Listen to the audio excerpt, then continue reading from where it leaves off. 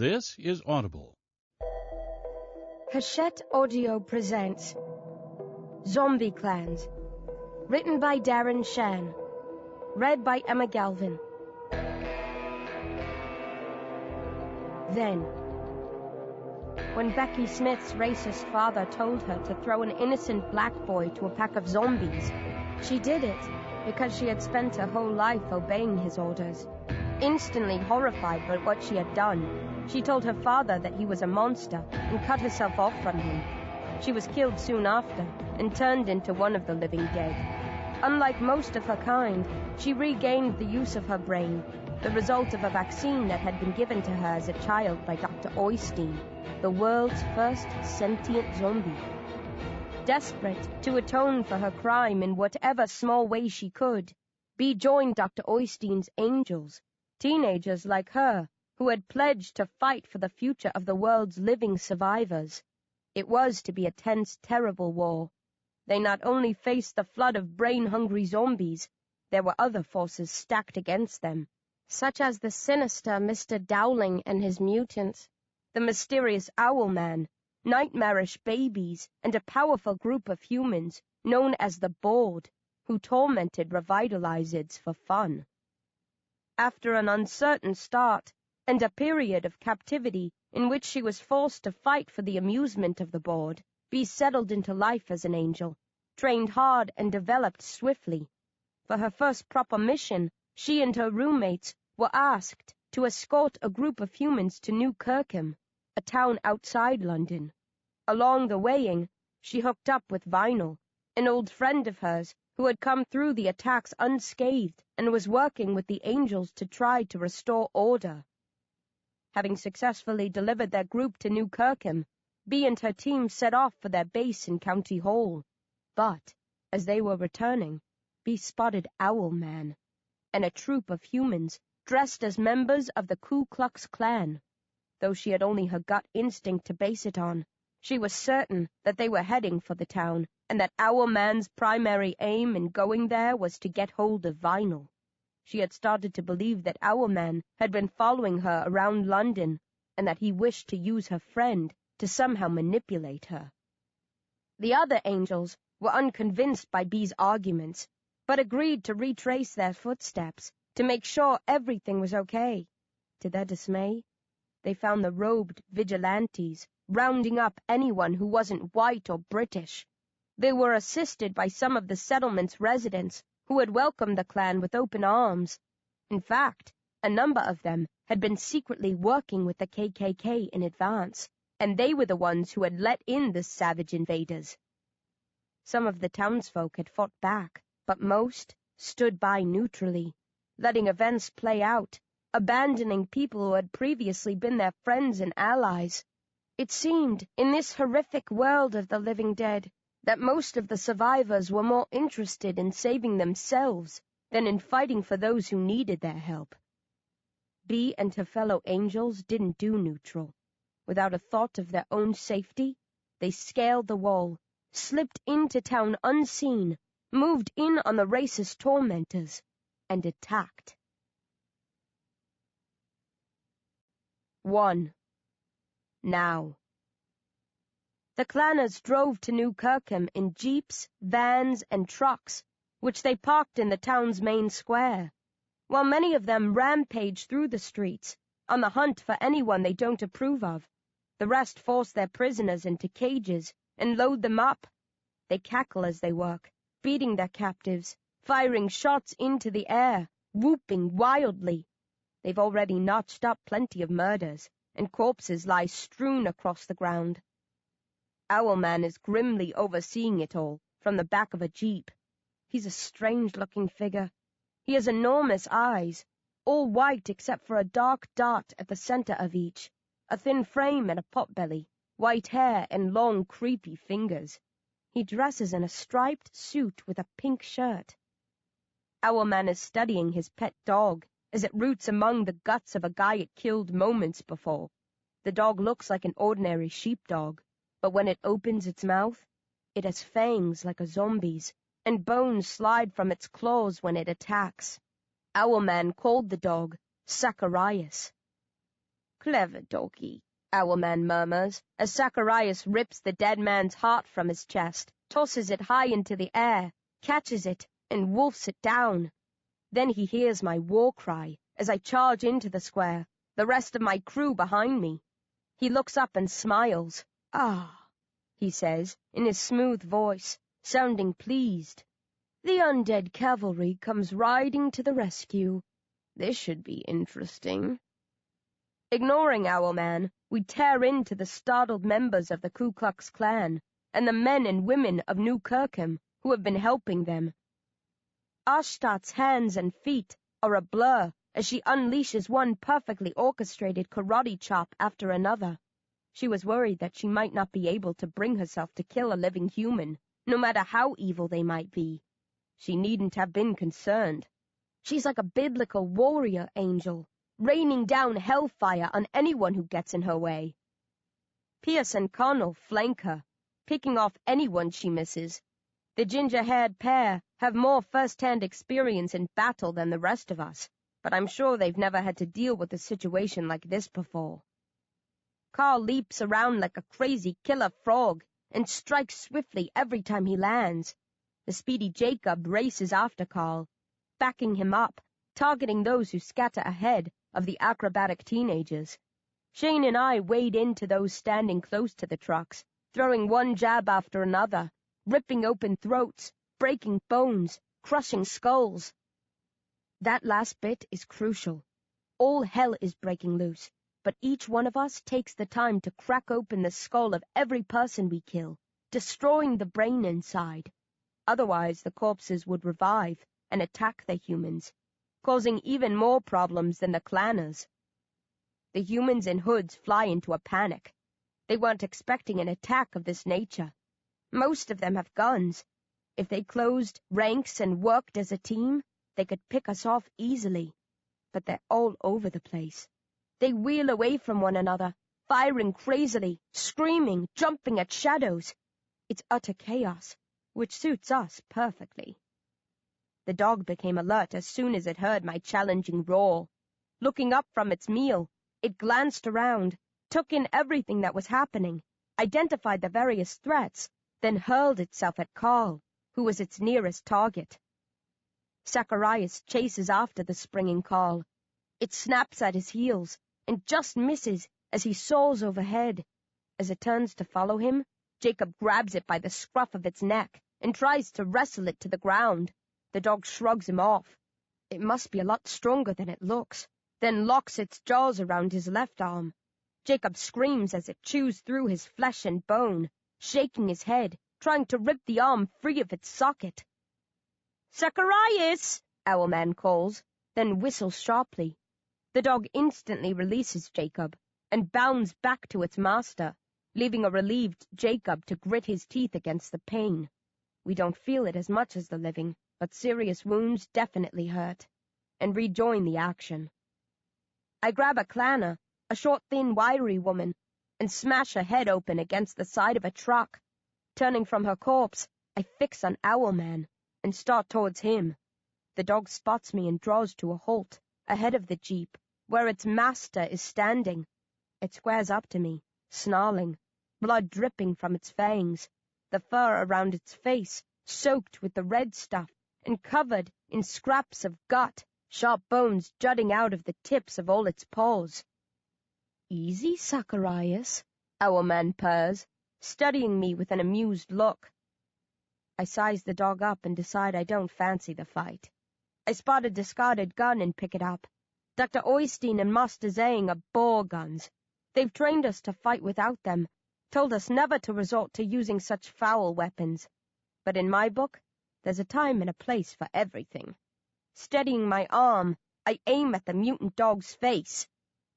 "No," Owlman barks, his smile vanishing. "Drop it." I sneer and start to hurl an insult at him. Then I stare with astonishment as my fingers open and the gun falls. Confused, I bend to retrieve it. "Leave it alone, Becky," Owlman mutters, and for some sickening reason, I stop short of picking it up. "Kneel," Owlman whispers, and I find myself obeying his soft command. As I stare at Owlman with shock and terror, he climbs down from the jeep and strolls towards me, clicking his tongue for the dog to follow. The pair stop in front of me, and Owlman sears me with his unnatural gaze. "Little girls should not play with guns," he growls. "You have betrayed the wishes of your superiors. You should be ashamed of yourself." "How are you doing this?" I snarl, willing myself to attack him, but unable to get my limbs to respond. "Oh, I'm a man of many subtle talents," Owlman says with a wicked chuckle. He walks around me, then whistles again at the dog, and makes a gesture with his left hand. Zacharias opens its mouth wide and fastens its fangs round my throat. I moan and stare at the sky, expecting it to be the last thing I see before the dog severs my head and digs into my brain. "If you ever threaten Zacharias again, I will tell him to finish you off," Owlman says. "He is a sweet animal who only kills when ordered, or if we are threatened. Those of us with a choice must be kind to the dumb creatures of the world. Otherwise, we are no better than the revivids, who tear their heads open for the sweet brains within." Owlman clicks his fingers, and Zacharias withdraws. The dog gives me an evil look, then follows its master back to the jeep, where the pair hop on board. "Your body is your own again," Owlman says with a mocking smile. To my relief, I find myself in control once more. Flexing my fingers, I get to my feet and shake my arms and legs. I feel like my heart is beating fast, but that was ripped from my chest when I was turned into a zombie, so I know it's my imagination. "What the hell happened?" Shane shouts, pulling up beside me. "I don't know," I croak, then cock my head at him. "Where were you?" "Back there," he says. "Why didn't you help me?" He looks sheepish. "I couldn't move." "Owlman was controlling you too?" I ask sympathetically. He grins shakily. "Not exactly. I was just too stunned to do anything." I roll my eyes and curse him, then look around to see how the battle is going. It seems to be favoring us. About 100 of the white citizens of New Kirkham took a stand against the clan when they invaded. They were led by the mayor, Biddy Barry. The clan had the rebels clustered against a wall when we attacked, but now they've overthrown their captors and massed behind us. With Biddy's roaring encouragement, the men and women grab weapons and throw themselves into combat with their racist foes. Some of the prisoners have broken free from their cages and holding pens, but many are still under lock and key. A few of the sharper drivers see that they're fighting a lost cause, showing little concern for their colleagues. 3 of them start their trucks and roar towards the main road out of the square. Owlman bangs on the side of his jeep, and his driver fires up the engine and tears after them. I don't want to let Owlman escape. I'm still furious about the way he turned me into a puppet. I want to pay him back, catch up with the jeep, take him by surprise and strike before he can say a word. But I can't abandon the people of New Kirkham. They need our help. I decide to stand my ground. Then, just as I've made up my mind to stay, I spot cages in one of the trucks, filled with humans. The prisoners are screaming, weeping, tugging at the bars. If I was right about Owlman coming here for vinyl, it's a sure bet that he was one of the first they caged and loaded up, that he's almost certainly among those in one of the 3 fleeing trucks. I glance around again. Biddy Barry and her troop seem to have things in hand. It won't be easy, but with the aid of the angels they should triumph. But nobody is thinking about the people on the trucks. If I don't try to do something now, the clanners will escape with dozens, if not more, of the townsfolk. "Stay here and oversee things," I bark at Shane. "I'm guessing that lots of the clan are scattered around the town, still searching for victims. Organize a hunt for them once you're done with this lot." "Are you going after the trucks?" Shane asks.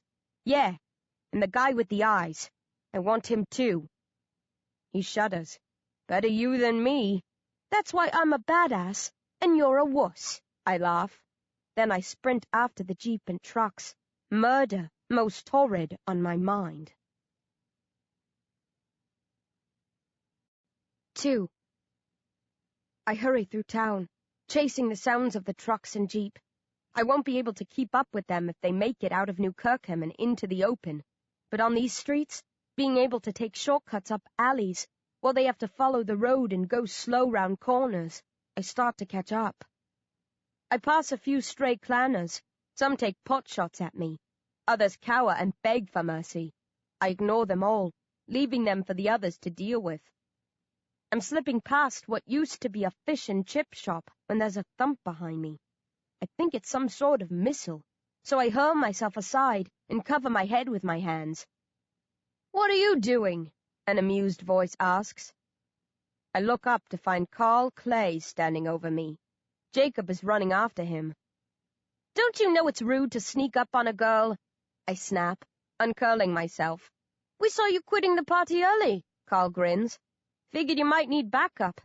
But we'll be happy to leave you to your own devices if you prefer," Jacob adds as he arrives, wincing with pain. Carl is handsome and sleekly groomed, always sporting the finest designer gear. Jacob looks like he's a centimeter shy of death's door, and usually wears baggy clothes to disguise his skeletal, cancer-ridden frame. They're an odd couple, but they match each other in a weird, undead kind of way. "My first priority is to free the prisoners in the trucks," I tell them, "but I want to kill Owlman, too. If I can sneak up on him and strike before he opens his mouth."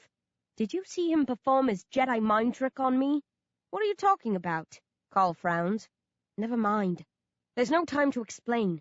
Just don't confront him head on. Hit him from behind, when he's not looking, and don't let him speak." "That's not very chivalrous," Carl sniffs. "Screw chivalry," I snarl. We press on after the vehicles. I soon find myself falling behind.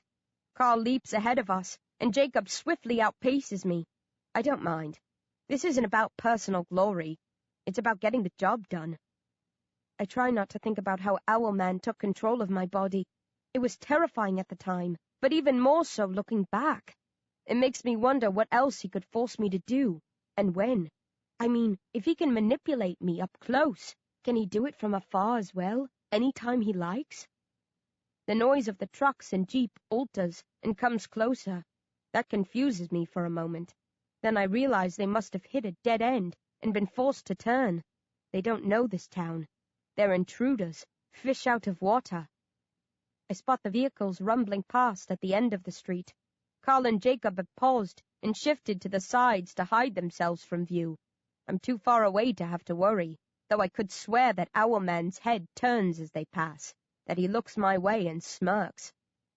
Carl and Jacob wait for me to join them. Then the three of us gaze after the diminished remains of the convoy. Members of the clan are clinging to the sides of the truck at the rear. The back doors are open. We can see cages inside, people locked up, still banging on the bars and screaming for help. "I'm going to target that one," Carl says, squatting and tensing his legs, getting ready to spring. "I'll leave the other trucks and Owlman to you guys." "We should stick together," I mutter. He shakes his head. "If we can take a truck each, we might be able to save everyone." "And Owlman?" I ask. Carl shrugs. "He's got to be a bonus, nothing more. If he gets away, so be it. The prisoners have to come first." Before I can finish processing that and tell Carl that I think he's right, he's gone, springing forward like a grasshopper. He lands close to the truck, then propels himself into the air again. This time, he comes down on the roof. He almost slides off, but digs in with his finger bones and starts crawling towards the cab at the front. Jacob and I resume our pursuit of the remaining trucks, but he stays by my side now, reining himself in. As we chase the vehicles, the truck that Carl landed on swerves, then crashes into a building. The humans clinging to the sides are crushed or shaken loose. As we storm past, we spot Carl emerging from the driver's cab.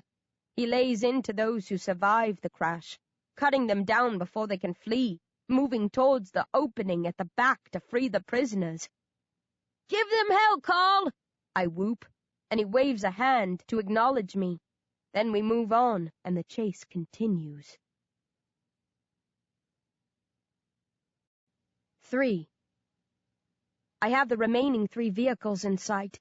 The Jeep is in front of the 2 trucks now, having overtaken them along the way, when they suddenly swerve out of view.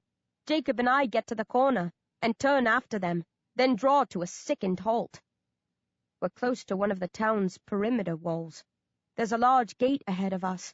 It's like the one we saw when we first came here, designed to open and close swiftly.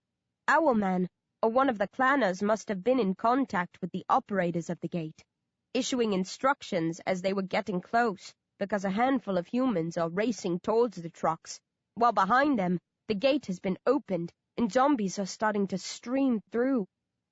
Jacob and I stare at the open gate and the inrushing revivids, then at each other. "This is bad," Jacob whispers. "No," I correct him. "This is terrible." The Jeep slows and lets the trucks overtake it. They hit the zombies at the front of the invading hordes and plow through them, clearing a path for the less heavyweight Jeep. The drivers have to slow down, but they maintain a steady crawl. Those who fall beneath the trucks erupt seconds later in geysers of blood. There must be some sort of machine attached to the underbellies of the vehicles. The clanners inside the trucks pull in their associates, who open the gates, then slam the doors shut on the zombies, settling back to leave the hard work to the drivers. "We've got to close the gate," Jacob says. "Stop the stream of revivids before it's too late." I nod numbly, then study the distance between myself and the wall. I look at the trucks and Jeep again, and try to calculate how long it's going to take them to clear the mob of zombies. "Can you manage by yourself?" I ask. Jacob squints at me. "You have somewhere else you'd rather be?" "I can't give up on the people in the trucks," I groan.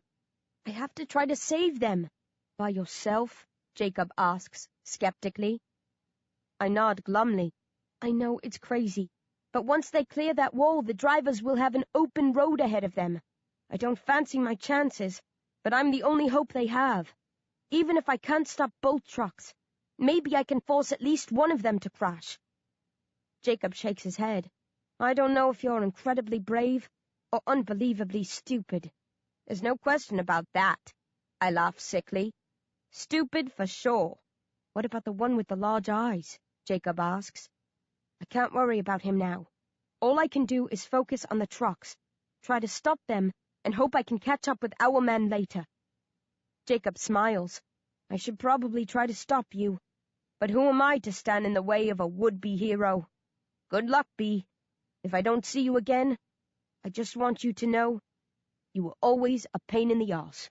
"Eat me," I retort with my own shaky smile.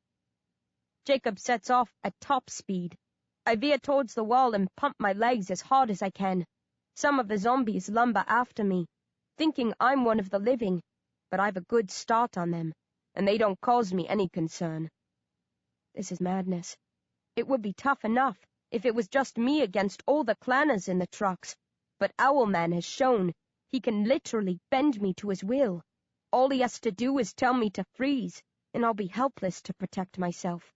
I could try to take him by surprise and knock him out before he can work his voodoo magic, but then the trucks might get away while I'm dealing with him. "Sod it," I tell myself. "I'll cross that chasm of hellfire when I come to it. First things first." I get to the wall and climb a rope ladder.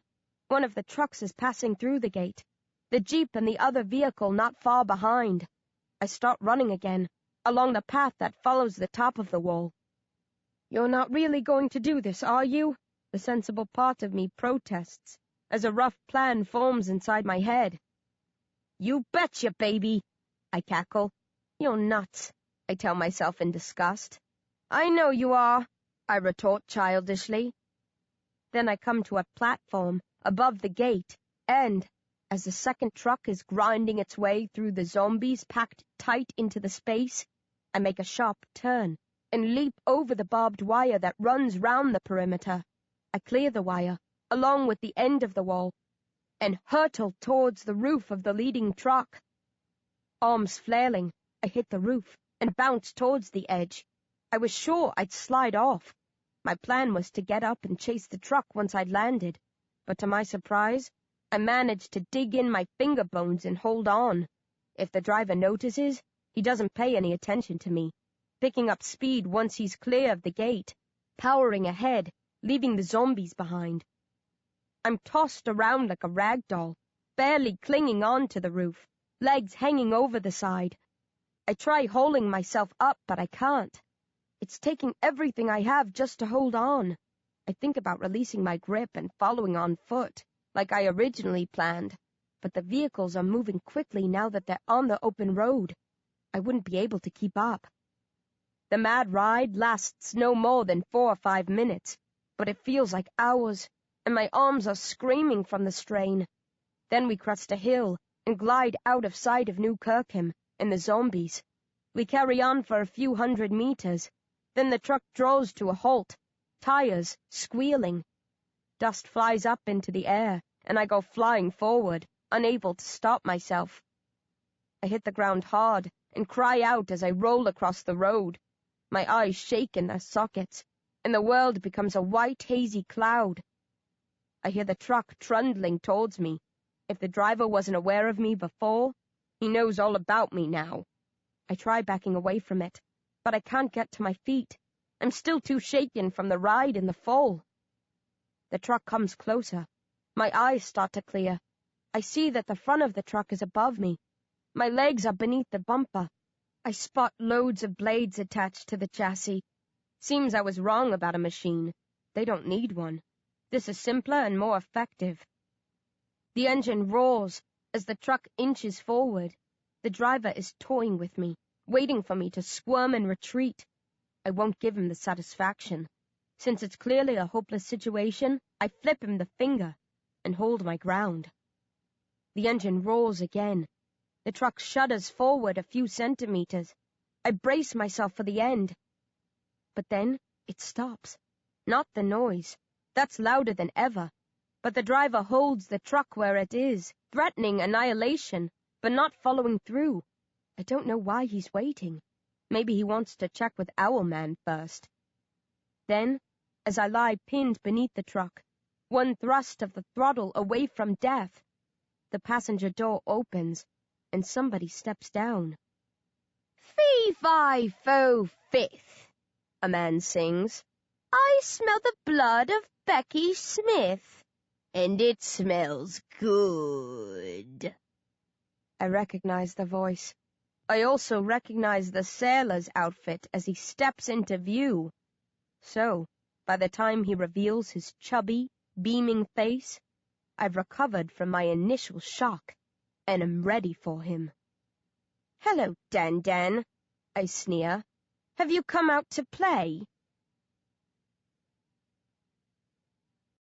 4. Daniel Wood was a member of the board, the fat cats on the HMS Belfast, who held me prisoner and forced me to fight for their amusement. Billionaires, a prince, a racist politician, a powerful, nasty, self-centered lot, every one of them a true rotten son or daughter of a bitch. But Dan was the worst of them, clearly psychotic. He kept a group of children on the cruiser to torment, torture, and kill as he saw fit. He loved dressing up in ill-fitting suits that showed off his bulging, hairy belly, but the sailor's outfit was his favorite. He wore that more than any other. "Hello, dear child," Dan beams. "What a joy to cross paths with you again. I was afraid I might not be able to make good on my parting promise. Do you remember that, my sweet little undead girl?" "Sure. You wanted to pinch my cheek and kiss me goodnight." I pucker up and let him see my fangs. "Come on then, fat boy. I'm ready and waiting." "Isn't she marvelous?" Dan says to one of the 2 armed guards, who got out behind him. They're packing menacing-looking rifles, ready to cut me down if I wriggle free and attack. To my surprise, the guard he addresses is familiar to me. "Lovely to see you again, Coley," I say sarcastically. The guard with short hair and designer sunglasses flashes me an evil grin. "The pleasure is all mine." Coley used to be the partner of an ex-soldier called Barnes. They worked for the board. Barnes had a change of heart and helped set me free. Coley wasn't similarly inclined, so Barnes tied him up and left him somewhere. Looks like he went back and cut Coley's bonds as planned after he'd freed me.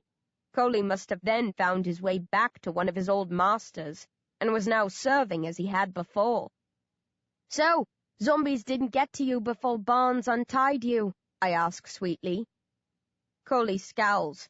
Don't mention that bastard's name around me. Such a shame when good friends fall out. I chuckle viciously, then focus on Dan again. Why don't you ditch the guards and face me by yourself, fatso? Oh, I wouldn't dare, he simpers. I know how fast and vicious you are. I'm a delicate flower. I wouldn't stand a chance if they left me to face you on my own. You're a coward, I snarl. Not at all, he protests. I'm simply a pragmatist. What is money for if not to surround yourself with people who can fight your battles for you? I'm many dreadful things, Becky Smith, but not a fighter. I know my limits. Dan shifts around, studying me from different angles. He frowns. You look fresher than the last time I saw you. The result of a dip in a groove tube, I imagine, Owlman says, appearing behind the fake sailor.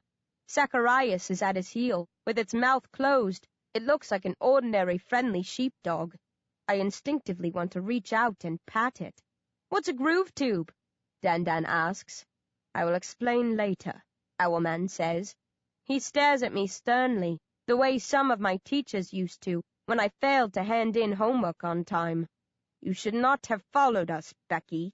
It's B, numbnuts, I growl. At least get my name right if you're going to kill me. I was never one for nicknames or abbreviations, he says, then smiles. Which makes your owlish name for me all the more ironic. How do you know about that? I ask. I know all sorts of things about you, Owlman says. I have been keeping a close watch on you since we first met in your home, all those months ago. Then I was right about you following me, I growl. The others didn't believe me, but when I saw that dog a few times, I knew it couldn't be coincidence. Indeed not, Owlman smiles. You know my Becky? Dan is startled by the news. The pair of us go way back, Owlman murmurs. How extraordinary. Dan scratches his stomach. Will you miss her as much as I'm going to, once we kill her?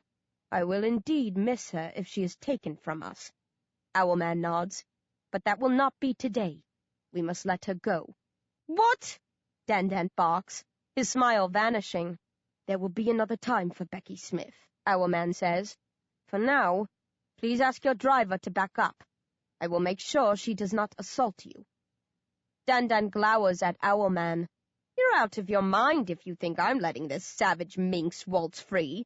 She killed my brother. After you threw him to me, I cheerfully remind him.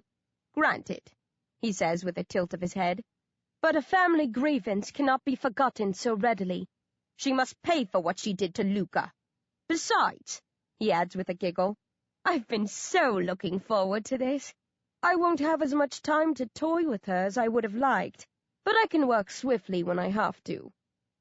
I asked you to please instruct your driver to back up, Owlman says, and although he speaks politely, there's no mistaking the menace in his tone. You will be doing me a favor if you set her free. Dan takes stock of his eerie-looking ally. I'm a man who knows the value of a favor, he says carefully. I wouldn't reject you if I didn't have good cause. But this girl is mine. I've claimed her. She was mine before she was yours, Owlman demurs. Screw the both of you, I roar. I'm my own person. The two men ignore me. Their gazes are locked. If you cross me on this, I will be forced to withdraw my support for your various activities, Dan says sweetly, and although I've no idea what they're talking about, I can see that his words have a big impact on Owlman. I will urge Justin to cancel his backing for you too, and as you know, Justin and I agree on most major issues. Owlman's lips grow thin as he reacts poorly to the threat. I am a dangerous enemy, he whispers. I'm all too aware of that, Dan nods. I'm hoping that we can remain on friendly, mutually productive terms. But if alienating you is the cost of having my way in this matter, it's a cost I'm prepared to pay. I want her. A dark shadow flits across his face. I need her. Owlman sighs and strokes his dog's ears. Lack of self-control is a weakness, Daniel. You should strive to master your urges. I control myself impeccably, Dan sniffs. I just don't believe in not doing what I want. Life's too short to live by other people's rules. Coley understands what I mean. Don't you, Coley? 100%, my lord, the guard growls. I must have the girl, Dan continues. For me, at this moment, nothing else matters. I could drop dead of a heart attack on our way back to London. If I do, I will die satisfied at having done all that I wanted while alive, not bitter because I let an opportunity pass. Owlman smiles thinly. You are a troubled soul, my friend. Yes, Dan says, but I know how to make the troubles go away, by enjoying all of the freedoms which are rightfully mine. Owlman considers the situation. He casts a worried look in my direction. I give him the finger and he tuts. The girl is important to me. He tries one last time. She matters to Mr. Dowling, too. He will be unhappy if you harm her. This is not a wise move. Look deep into my eyes. Dan giggles. If you find the slightest trace of wisdom in them, do let me know. Owlman hesitates a moment longer, then hardens his expression. So be it. We will deal with the fallout as best we can. But if you are going to kill her, do so quickly. We do not have time to stand around and play games. Oh, there's always time for games, Dan purrs, as he heads back to the driver's cab. His guards keep their weapons trained on me. Now, will I start with knives and a saw, or should I build up to... A figure drops from the roof of the truck. There's a scuffling noise. Dan yelps. The guards whirl. Zacharias barks. Owlman blinks. Then, Dan is dragged back into view by a massive teenager with short hair, small eyes, and chubby cheeks. He has Dan in the mother of all headlocks, and seems completely unfazed by the rifles that have been trained on him. Hey, Becky, I bet you never thought you'd be glad to see me, says a wickedly grinning Rage. 5. Rage ended up stranded outside the perimeter walls while the rest of us snuck into New Kirkham. I hadn't thought about him since we'd parted company. I certainly hadn't expected to come across him again like this. What the hell are you doing here, you great big ugly beautiful beast? I cry. Rage grins. That's the sweetest thing you've ever said to me. Let me go, Dan bellows, kicking out at his captor. Shoot him, he screams at the guards. Careful, big guy, Rage laughs. One nick from me and you're history. Dan stops struggling. You're a zombie, he moans. A revitalized, Rage corrects him. That's why your guys haven't opened fire. If a few drops of my blood spatter you, you'll be munching brains for dessert tonight. Coley, Dan croaks. Is he telling the truth? Yes, Coley says, and I can see that he's seething. He never did like it when things didn't go his way. Well, that's a real kick in the teeth, Dan huffs. How did you sneak up on us like that, you clever boy? Rage frowns. You don't sound too petrified. I accept the fact that I'll have to die one day, but I doubt it will be today, Dan says chirpily. It would be different if we were alone, but you know that if you infect me, my guards will execute you on the spot. Your girlfriend, too.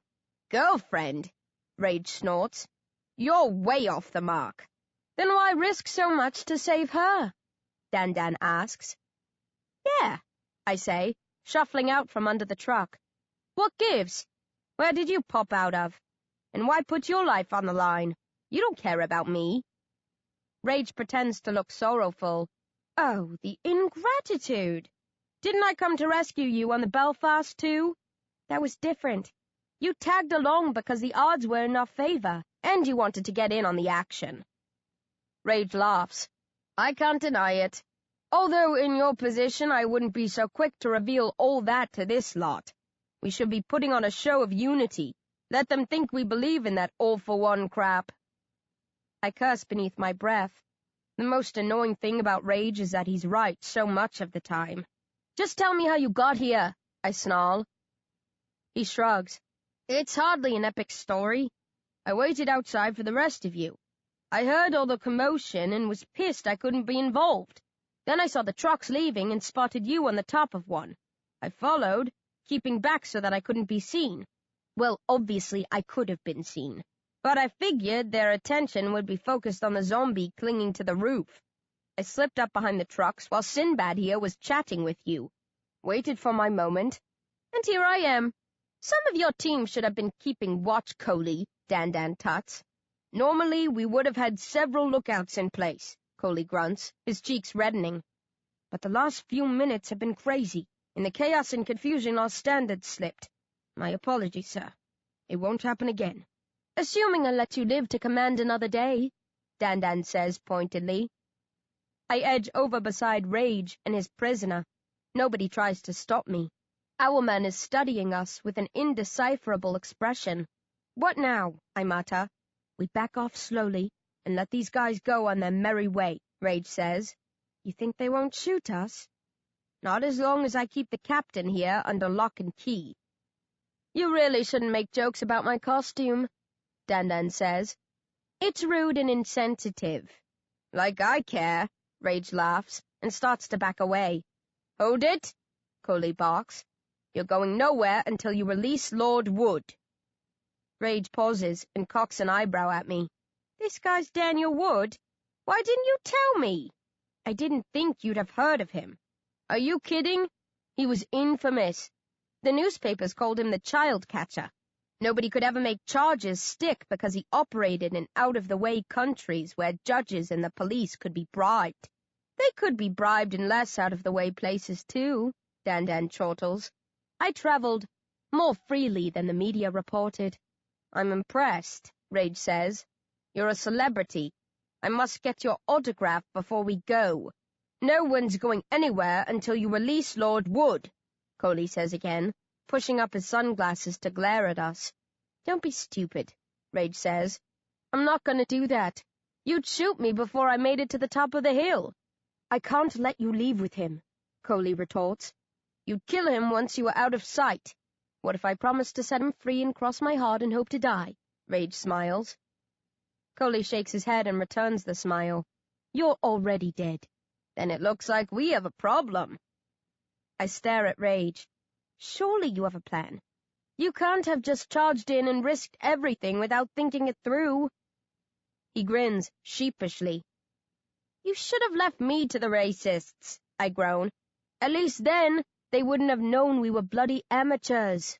If I may make a suggestion, Owlman intercedes, and all eyes settle on him. We have Becky's friend, Vinyl, in one of the trucks. So it was Vinyl you were after, I shout. Owlman raises an eyebrow. You guessed that he was my focus? The second I saw you on the road, when you were traveling here. He smiles. We are getting to know so much about one another, as good friends or enemies always do. You let me see you on your way to New Kirkham, I accuse him. You sent the dog to lure me in. You wanted me to come after you.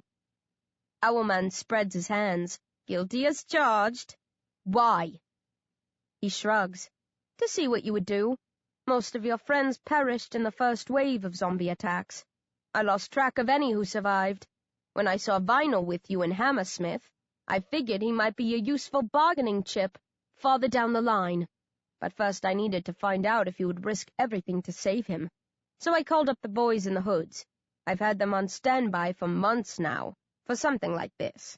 You never told me about that, Dan says petulantly. I do not share everything with my associates, Owlman says, especially those who cross me where the undead are concerned. You should not have done that, Daniel. This is my field of expertise. My wishes should have been respected. It was a conflict of interests, Dan says. To you she's a zombie. To me she's a plaything. We had to clash sooner or later. I won't hold it against you. He takes setbacks so manfully, doesn't he? Owlman says to me. Then he purses his lips thoughtfully. You can have Daniel. We will take Vinyl. When you return to London, bring Daniel to us and I will arrange a swap. We can iron out the finer details then. Wait a minute, Dan squawks, losing his cool. You can't leave me in the clutches of these foul brutes. We have no choice, Owlman says. If you had let Becky go, as I asked, this could have been avoided, as things stand. But they'll kill me, Dan roars. No, Owlman says. Vinyl is one of Becky's oldest, dearest friends. She came back to save him.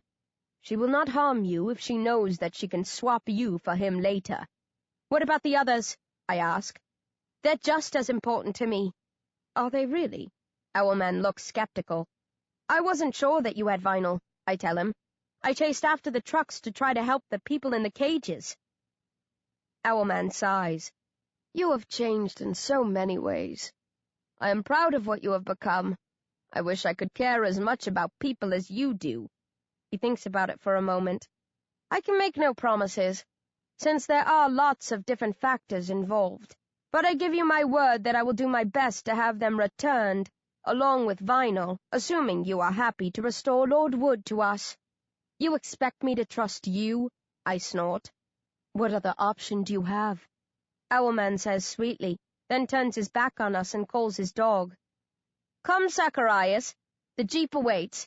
Mr. Coley, will you and your people get back in your trucks and escort us? Boss? Coley asks uncertainly. Dan sighs. Is there any other way we can resolve this? Coley licks his lips and thinks about it, then spits with disgust. Not that I can see. Then we'll have to hope he knows what he's doing.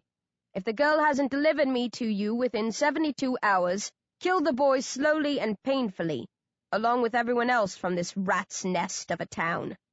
Now get the hell out of here so that this dratted beast can release me. I have a terrible crick in my neck. The guards and Owlman mount up and set off. I hate having to stand here helplessly, but given the way things turned out, we've pushed this as far as we can. To be honest, I'm amazed we've gotten away with this much. Best not to ride our luck any further. As the trucks trundle away, Rage gives Dan some space, but holds on to him, using him as a shield in case there are any long-range snipers on board. Thanks, I tell Rage softly. You didn't have to do this. I know, he sniffs. But what a kick, to take on those guys and force a standoff. He punches the air. That's the most fun I've had in an age. You'll regret it in the end, Dan says. Anyone who has ever annoyed me has lived to wish they've given me a wide berth. Maybe, Rage laughs. But I'm like you, Dan. I believe in living for the moment. We could all be worm food tomorrow, so we've got to make corn today. It's make hay, I correct him. Whatever. Dan stares at Rage. You remind me of myself when I was younger. If I get out of this mess, maybe I'll let you live. The world's a more interesting place with people of our caliber in it, to add spice to the mix. I'm welling up at the compliment, Rage chuckles. Dan's gaze turns my way, and his eyes narrow. As you know, young man, I'm fabulously wealthy. I can give you anything you want. From what Becky said, there's no love lost between you, and you didn't seem to care much about the others on the trucks. Name your price for my freedom and the girl. Rage mulls it over and studies me coldly. I stand firm and get ready to fight. Then he grins and I relax. Sorry, Lord Wood, he says, but I don't think you could match my price. You don't know until you ask. Dan gurgles. True, Rage smirks. But luckily for Becky, I'm not in an asking mood. He flashes his teeth at me. At least not today. Try me again later if she gets on my nerves. Some hero, I growl, but although I try to maintain an offended expression, I can't, and soon I'm smiling like a cat who's used up all 9 of her lives, only to be given yet one more. Stepping into line with Rage, we turn with our hostage. and head back to see what's left of New Kirkham.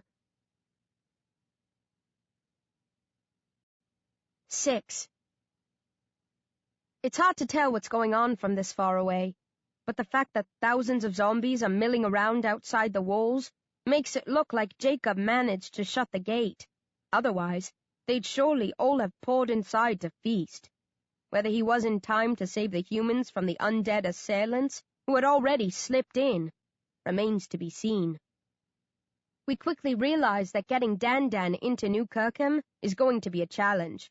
We can't just slip a living human through the hordes of zombies packed around the perimeter. All three of us would be ripped to pieces before we got anywhere near. Rage comes up with a plan. I'll head back by myself. If anyone's still alive, I'll get them to tell us where the entrance to one of their tunnels is. We can sneak him in that way. But the tunnel entrances are a secret, I remind him. Vinyl wouldn't tell us before. Said it was against the rules. Rage makes a growling noise. If Shane and the others have succeeded, we've just saved the town from the Ku Klux Klan. I think they'll be happy to bend the rules this once. He heads off, leaving me alone with the despicable Dan. I want the creep to cower, but he lies back, picks a blade of grass, and studies the clouds, a content smile plastered across his face as he tickles his chin with the grass. Owlman was wrong, I say softly. I didn't like Vinyl that much. He'd moved to a different school. Our friendship had run its course, and the others mean nothing to me. We don't care about the living. You're dead meat. Dan chuckles. Nice try, but I've played poker with the finest gamblers in Las Vegas. Your bluff won't work on me. He looks over. Owlman. I like it. That's what I'm going to call him from now on. What's his real name? I ask. Heaven knows. He changes it all the time. He's Petrus one day, Agamemnon the next, Zachary another, occasionally Bob or Jack. Most of us refer to him as the guy with the large eyes, or simply Eyes Guy. He makes a face. Adults have such weak imaginations. I lie down close to Dan, hoping to make him feel uneasy. How did you hook up with Owlman? Last I saw of you, you were zipping along the Thames like a bat out of hell. Oh, we've been doing business together for years, Dan says. Years? I snap. You mean you knew him in the days before the zombies? Yes, he knew the end was coming. He helped us prepare for it. How did he know? I bark. Dan shrugs. He has his ways and means.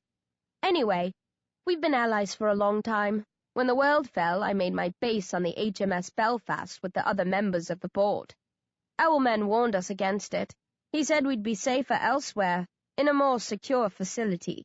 We ignored him, but had a plan B in place in case he was right. Hell, we had plans C, D, and E. And now? I ask. Where have you holed up since we ran you off? He smiles. You'll find out when you swap me with your friend. I'm not going to tell you too much in advance, giving you extra time to scheme and plot against me. I'm not as dumb as I act. I glower at the giggling child killer in the ridiculous sailor's outfit. I wish I didn't feel responsible for Vinyl and the others. I'd love to give this psycho a taste of his own medicine. But Owlman read me like an X-ray. I'm not going to harm Dan as long as he holds the key to the human safety. We don't say anything else. Dan watches the sun as it moves across the sky and dips. I keep an eye out for Rage.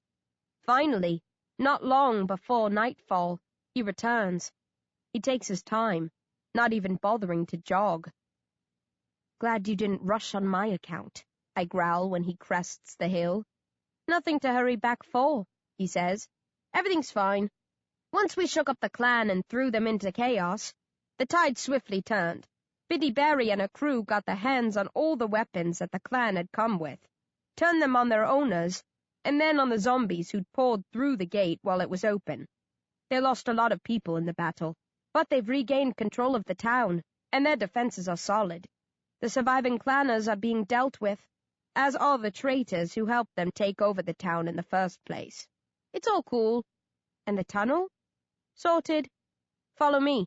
One of the others is coming to open it from their end. The entrance isn't far away. A steel door set in the ground, covered over with very realistic-looking fake grass. Rage lifts the grass and knocks 4 times on the door. When it opens, I spot Shane inside. He scuttles out and high-fives his mate, bumps fists with me, then glares at Dan. "This the one you were telling us about?" "Yeah," Rage says. "The child killer?" "None other." Shane shows his fangs. "Let's kill him." "Easy," I intervene. "We need this bugger alive, so that we can swap him for all the people that the clan took." Shane shakes his head. "If we let him go, he'll kill more kids. I feel sorry for the prisoners who got carted off, but how can we justify letting this creep live when he'll probably go on to kill far more than the clanners are holding hostage?" "I didn't realize you thought about things so deeply." I wasn't expecting an argument like this with the normally monosyllabic Shane. "I might not be a genius," Shane says, "but I can count. If we return this merciless mug, we'll save 60 or 70 lives. That's how many we think they got away with. But if we kill him, we'll maybe save hundreds." Dan can't kill that many children," I argue. "Course he can," Rage says. "He killed that many in the old days, if the rumors were true. And that was when the world was an orderly place. Now that he has a free hand, he could maybe run the numbers up into the thousands." "We made a deal," I say stiffly. "I didn't," Shane replies, and looks to Rage for support. "I know where you're coming from," Rage says after a pause to consider his answer, "but I've got to side with B on this one. Lord Wood's a serious player. If we kill him, there will be repercussions." "Like what?" Shane snorts. "Like blowing up your beloved county hall for a start, you silly boy," Dan snaps. I'm surprised. "I didn't think you knew about that." "We didn't," he says. "Not until your dashing Dr. Oystein rescued you and we were forced to flee the Belfast. Justin and I were furious. We were all set to send out a search party to track down the lot of you and exterminate you like the vermin that you are. Our man had to admit that he knew about you already. He didn't want your do-gooder of a doctor harmed. He wouldn't tell us his reasons, but he threatened to cut us off if we acted without his backing. We relented, since he is useful to us, but if we break our deal now, Justin will level the place." "Thanks for the warning," Shane grins.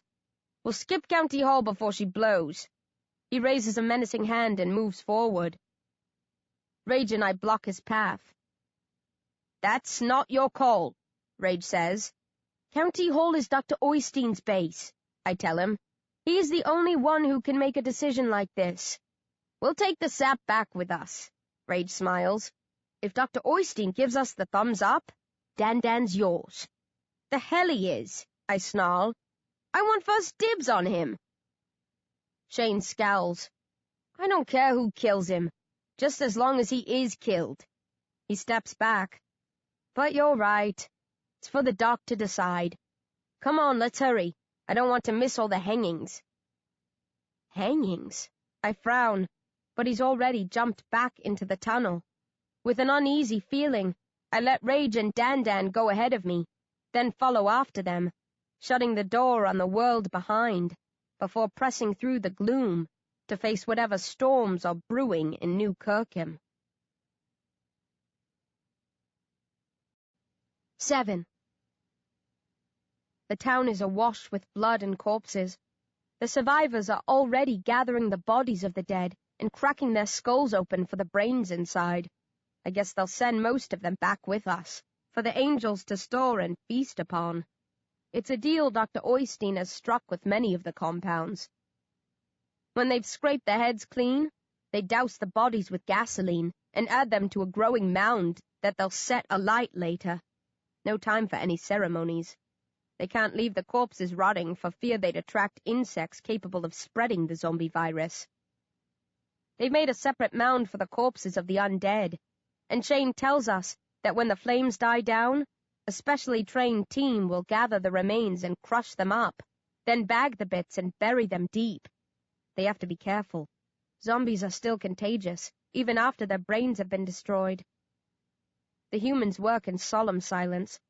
Some people are weeping, but only a few. Most have seen this before, when civilization crashed. It's nothing new to them. There's work to be done.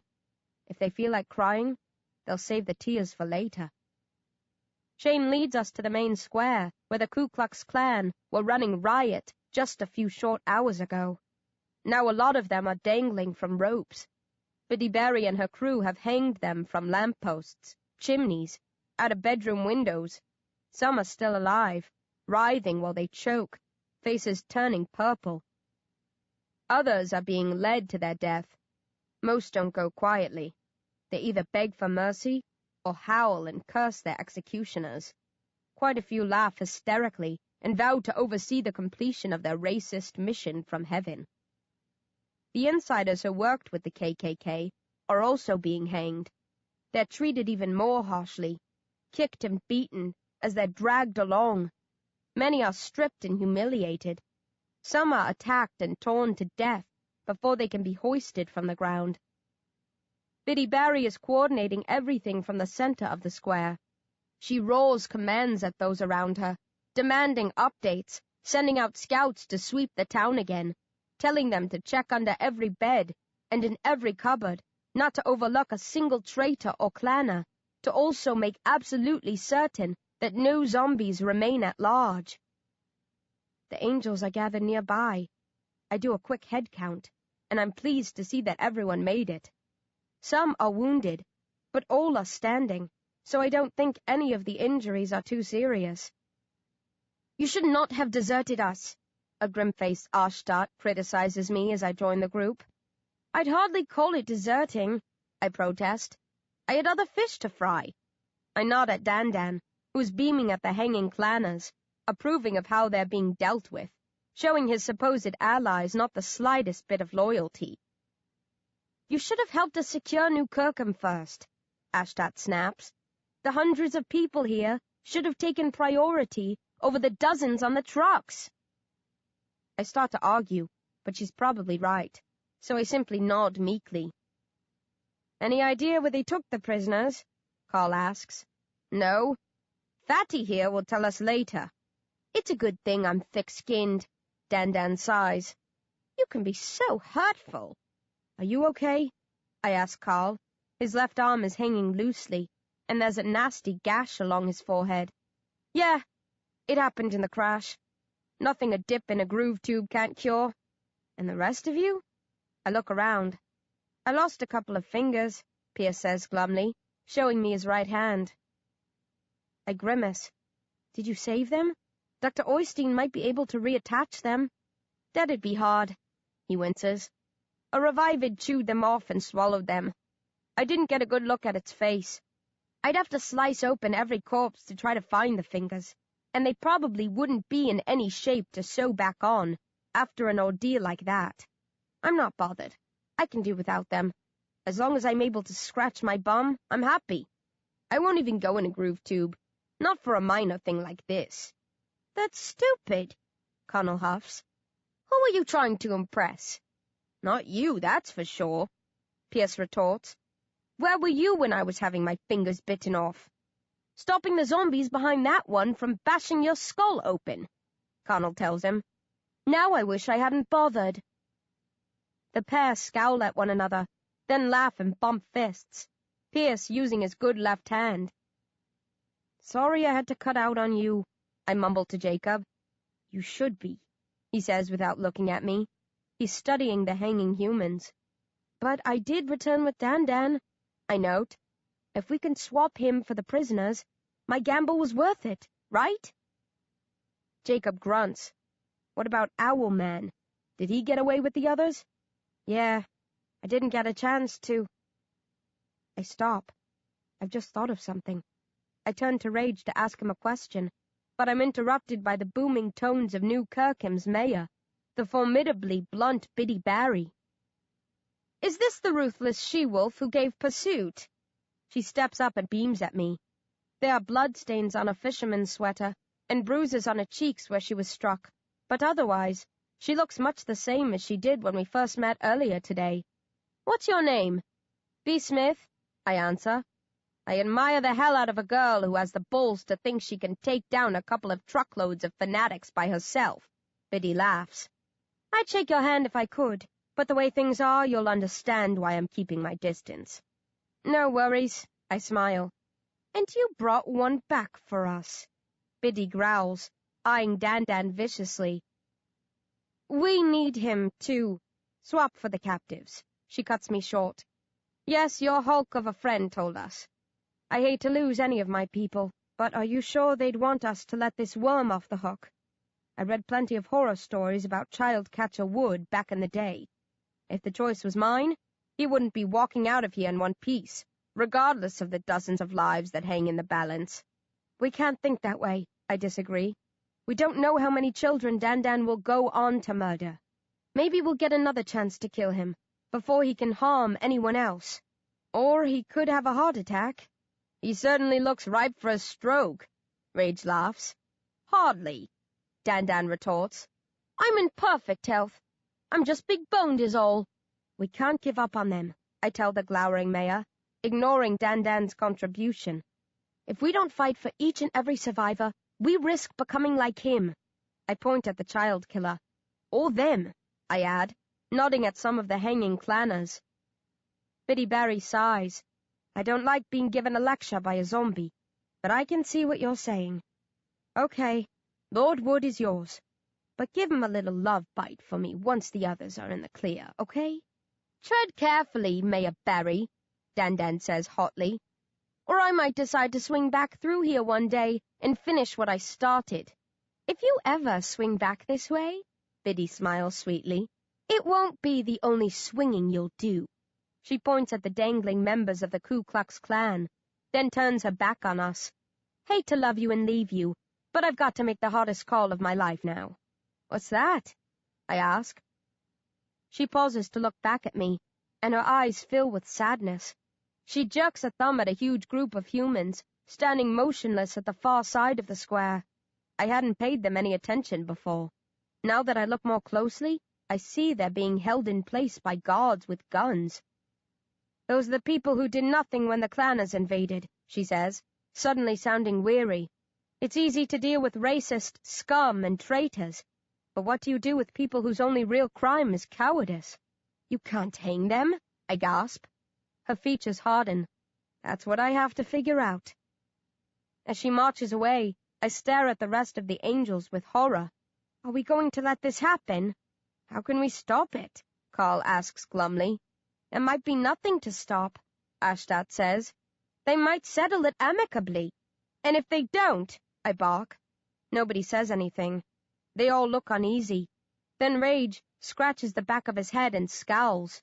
Well, I guess we can either stay and watch the show, or head home early. What the hell? I yell.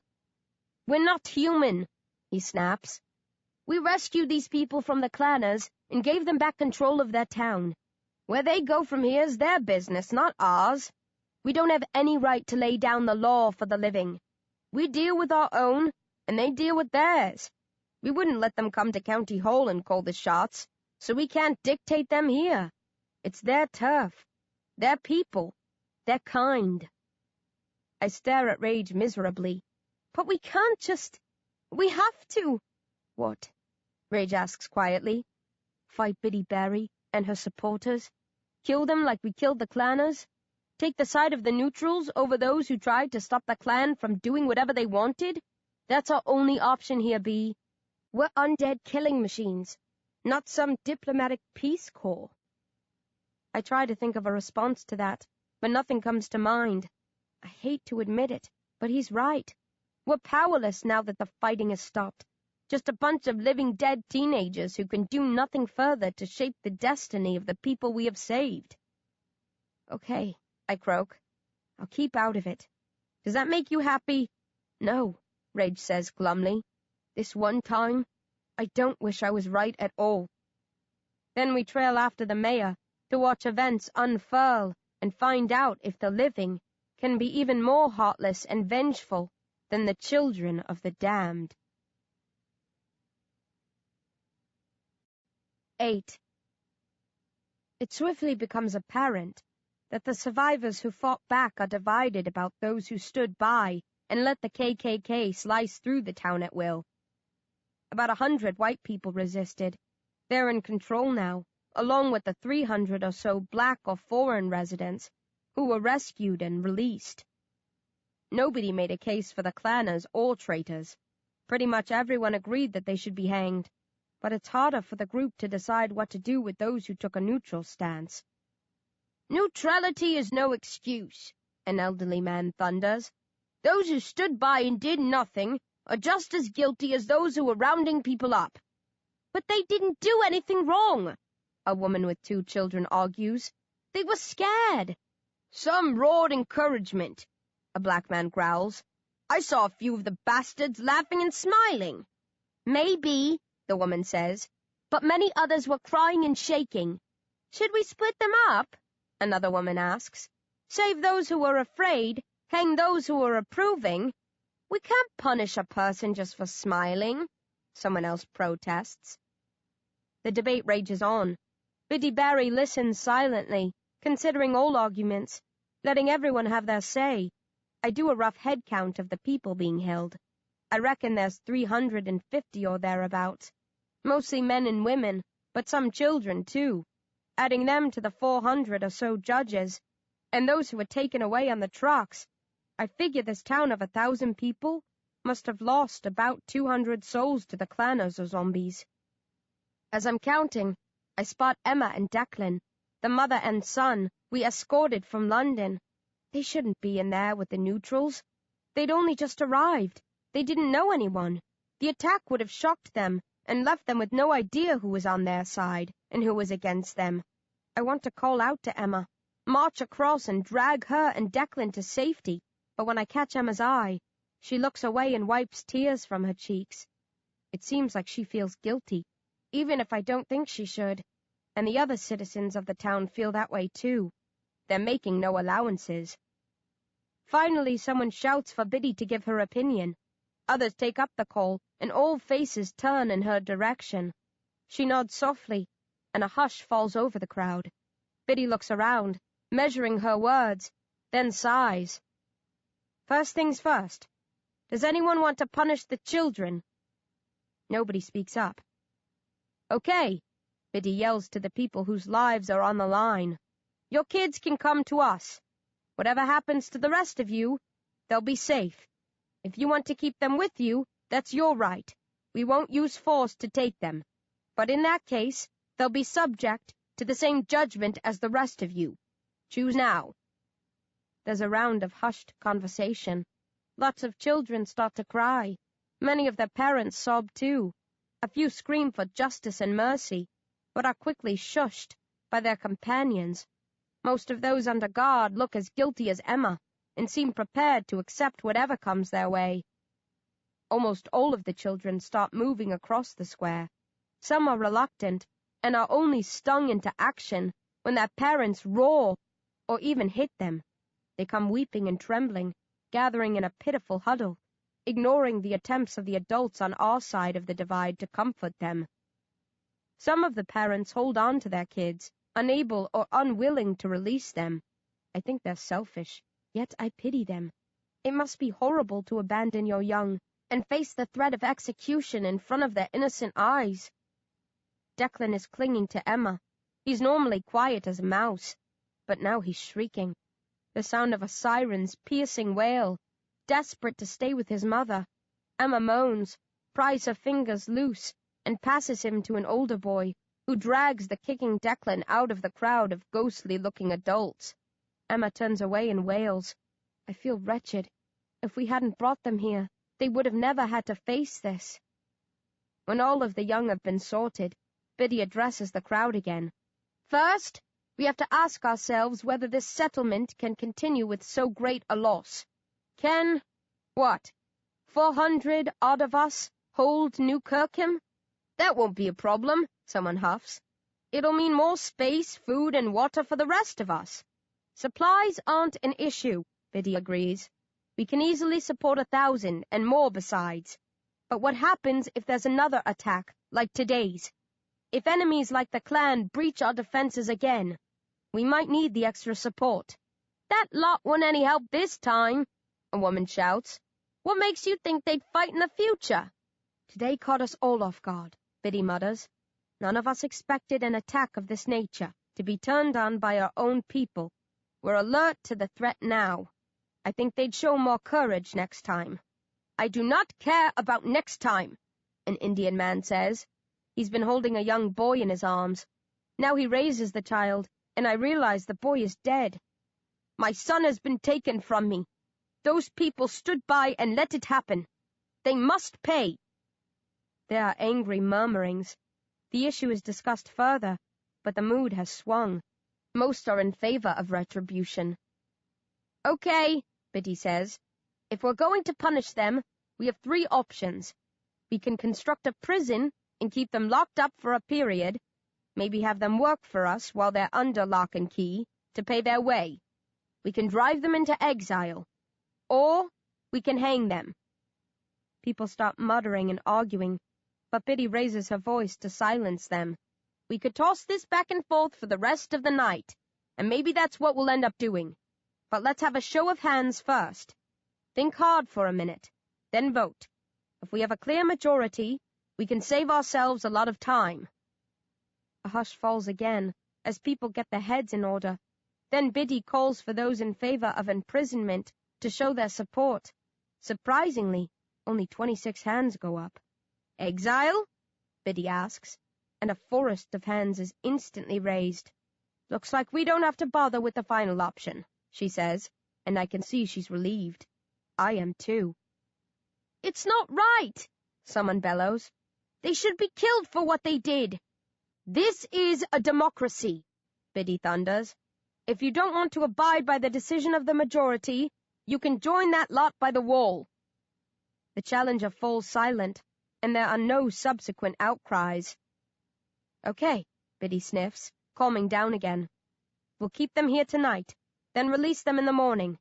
Where they go after that is none of our business, as long as they don't try to come back." "You're sending us to our death," a woman in the crowd of neutrals says. "You might as well just execute us and have it over with." "That can easily be arranged," Biddy says stiffly. "Step forward if you'd rather face the noose." Nobody moves. Biddy waits a moment, then smiles twistedly. "I figured as much.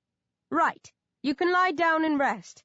We'll give you water and food in the morning, and make sure you can exit clear of any undead eyes. After that—" "They're dead meat," Jacob cuts in, taking everyone by surprise. "I don't think you lot have the right to get involved in this," Biddy scowls. "If we stand by and say nothing, aren't we as guilty as they've been?" Jacob retorts, nodding at the condemned. "If their neutrality is a crime, surely we must be punished for it too." There's an uneasy silence. We're all staring at Jacob. Those of us who know him are more stunned than the others. He normally wouldn't say boo. "Sending them into exile is the same as execution," Jacob says, moving forward to stand close to the mayor, saying all the things I wanted to say, but couldn't get clear in my head. "You're trying to kill them without staining your hands with their blood. They can't survive out there in that larger group. They'll attract attention and be killed." "Then let them split up," Biddy says. "They can leave in small groups, even individually. I'm not saying it will be easy, but some will make it to safety. Don't forget, we all had to find our way here in the first place." "If the Zom-B's that worried, let him guide them," someone shouts, and lots of people laugh. "I'll happily guide as many as I can if you drive them out," Jacob says quietly. "But who will guide those of you who stay? When you lie awake at night, unable to sleep because of the torment you feel, who will offer you help? If you banish your friends, family, and colleagues, you'll morally cut yourselves off from the world. How long can New Kirkham stand if everyone here hates themselves? How long do you want to stand in isolation and shame? They're the ones who should be ashamed," a woman screams. "Yes," Jacob says, "and that shame is punishment enough. If you let them stay, and they have to work beside the rest of you every day, remembering that they let you down—" He turns in a slow circle. "How can they make right their wrongs if you don't give them a chance?" There's a long silence. Then a black woman says, "How could we trust them? How could we live with them, knowing they would have let us be taken?" Jacob frowns and thinks about that. Then he grimaces. "I have cancer. It was eating me away when I was alive. It stalled when I became a zombie, but it's still inside me. I can never cut it out. It's part of me. It hurts all the time, but I've learned to adapt. I carry the pain around. I contain it. I control it. We all have weaknesses," he continues. "Life's a struggle for everyone. We can only overcome our flaws if we train ourselves to live with them." Jacob steps back and lowers his head. "That's all I have to say. My apologies if I've spoken out of turn." I'm half expecting a round of applause, but the silence holds. People are staring at Jacob, and I doubt that most of them entirely know what to think. Biddy Berry breaks the spell by shouting gruffly, "Another show of hands! Who wants to keep them here and carry on as we were before?" After a nervous pause, hands start going up, isolated at first, then a flood of them. It's not as big a majority as the pro-exile voters had a few minutes earlier, but it is a majority. "Seems like we've had a change of heart," Biddy chuckles. Her eyes narrow, and she studies Jacob intently. "But, as mayor of this lice-ridden hellhole of a town, I'm attaching a condition. If it isn't met, I'll push ahead with our original plan to exile the whole sorry lot of them." "What sort of a condition?" Jacob asks. "I want you to stay and serve as my deputy mayor," Biddy says, and if Jacob was capable of fainting with shock, he'd be out cold. 9. "What are you talking about?" Jacob splutters. He's not the only one who looks bewildered. The rest of us are all staring at Biddy Berry as if she's had a sudden mental breakdown. "I want you to be my number 2, she says pleasantly, as if it's no big thing. "You've got to be joking," Jacob says. "I don't live here." "You can move." "But I'm a zombie," he reminds her. "That's kind of obvious," she snorts. "You don't let zombies stay here. We're dangerous. We could infect one of you. Maybe set off a chain reaction that would wipe out the town." Biddy shrugs. What's life without a hint of danger to spice things up? As Jacob gapes at her, she faces the survivors of New Kirkham. "I'm shocked and sickened by what happened today. I thought we put the old hatreds and fears behind us. I didn't think anyone could be worried about color or religion at a time like this. I was wrong, and it's not often you'll hear me admitting that." There are some rueful chuckles. "We need to protect ourselves against those who would drag us back to the barbaric ways of the past. We're all equal here in New Kirkham. At least that's how I see it. And we have to make sure we keep sight of that." "How will taking in a zombie help us?" someone asks, glaring at Jacob. "It will remind us that we can never afford to be prejudiced," Biddy replies. "I don't know about you, but I'm mortified that it took one of the undead to help us find mercy in ourselves. I assumed I was morally superior to every type of zombie, but how wrong was I?" She points at Jacob and the rest of us. "When our lives were on the line, they risked all to help. They knew we mistrusted and disliked them, but that didn't deter them. I never thought of myself as being a racist," Biddy sighs. "But I see now that I was. I hated zombies, and that's no different than those creeps dangling above us. They hated blacks, Asians, Muslims. Ultimately, it boils down to the same thing, hatred of those who aren't the same as us." "It's not the same thing at all," an Asian woman growls. "I've had to deal with hate mongers all my life, but I do deal with them. You can work around a racist, turn a blind eye to their insults, strike out if they push things too far. You can't do that with a zombie. If a racist hits me, I can hit back. But one scratch from that guy and I'm damned." "So we'll tread carefully around him," Biddy says. "It'll be good for us. It will drive home the fact that we need to be on our guard all the time, that we can't sail through life without paying attention to those around us."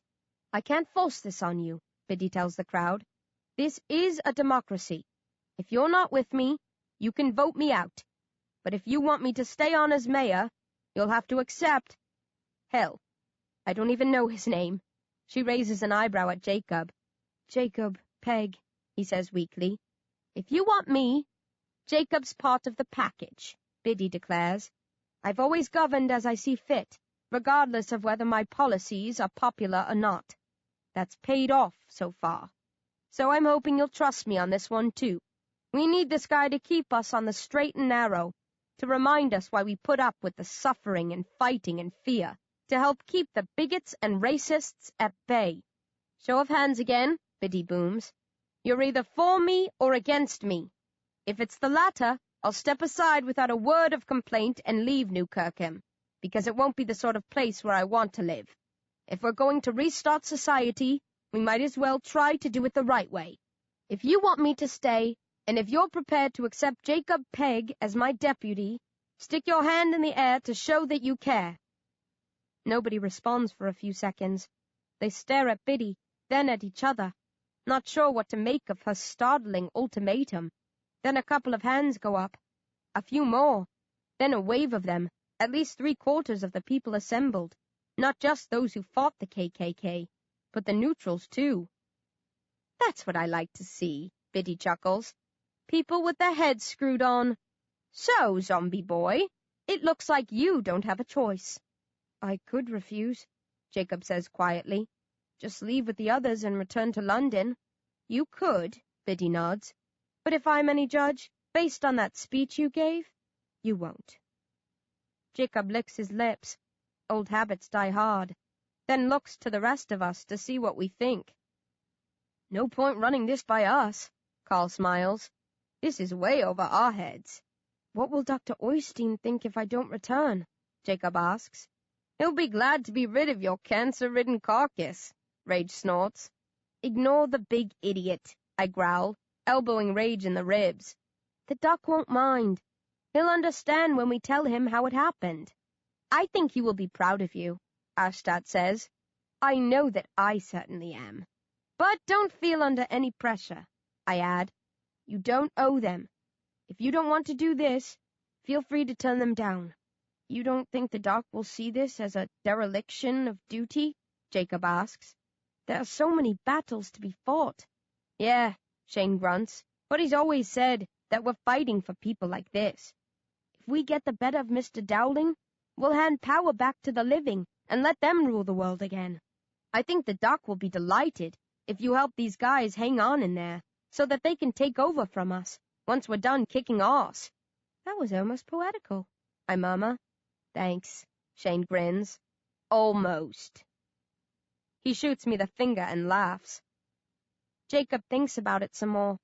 I'll miss you guys if I stay, he whispers.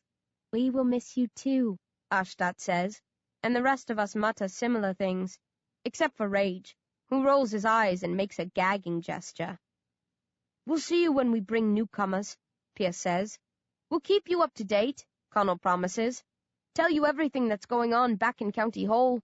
And you can always leave if you get sick of it here, Carl notes. You're not signing up for life, he chuckles. You're dead, so you can't. Jacob nods slowly, then faces Biddy Barry again. In that case, there's a condition of my own that you'll have to meet. Fire away, Biddy scowls, not sure what to expect. With a straight face, Jacob says, I'll only do it if I get a badge. I was a big fan of westerns when I was alive, and I've always wanted a deputy sheriff's star.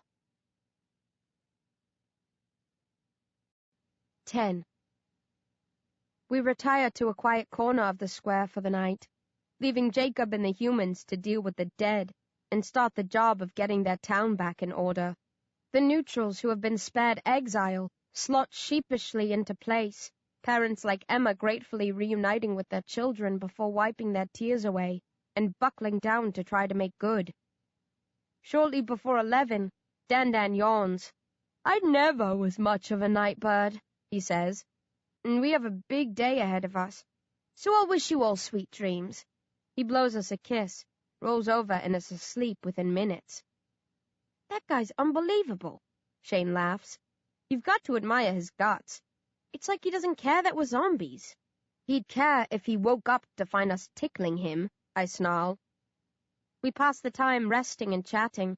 I feel agitated after the battle for New Kirkham, but I calm down as the hours slip by. I keep reminding myself that we did a good thing today, saved many lives, wrestled control of the town back from the Ku Klux Klan. It doesn't feel like a real victory because I failed to rescue Vinyl and the others, who were being held in the trucks that got away.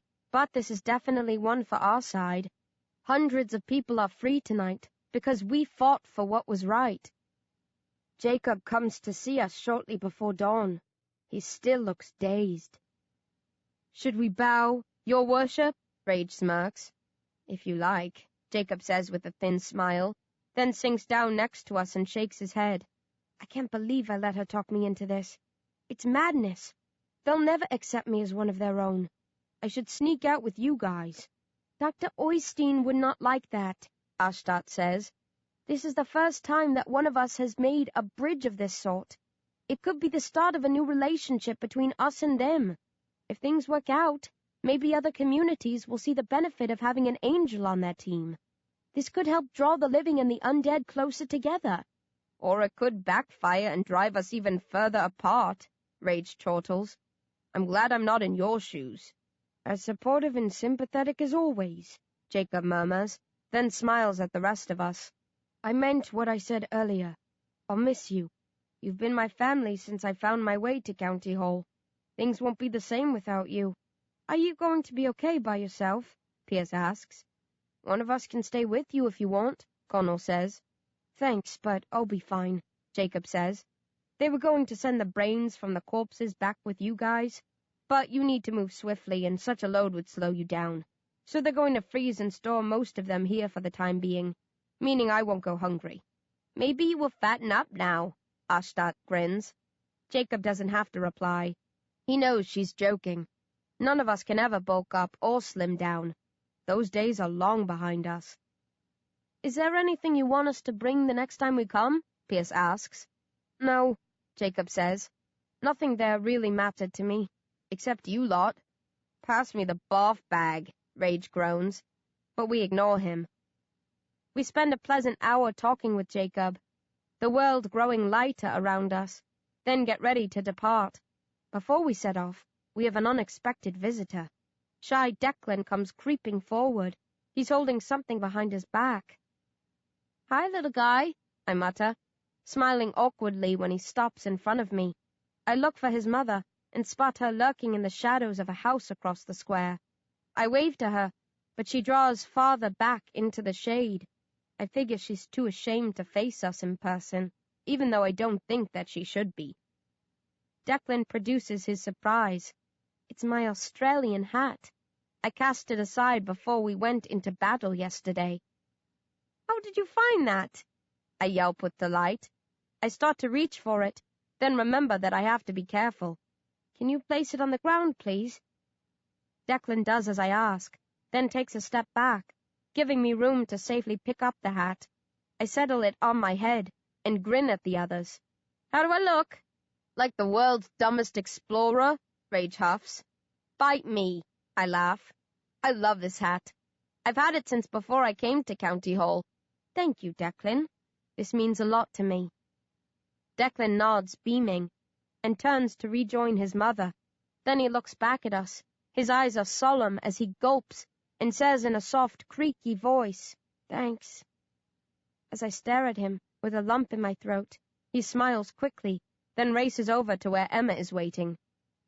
A cute kid, Pierce says. Yeah, I whisper. Then, scowling at myself for being a sap, I slip back into my normal mode and shout at the sleeping creep behind us. Hey, child catcher, wakey wakey. Dan rolls toward us and opens an eye. Morning already?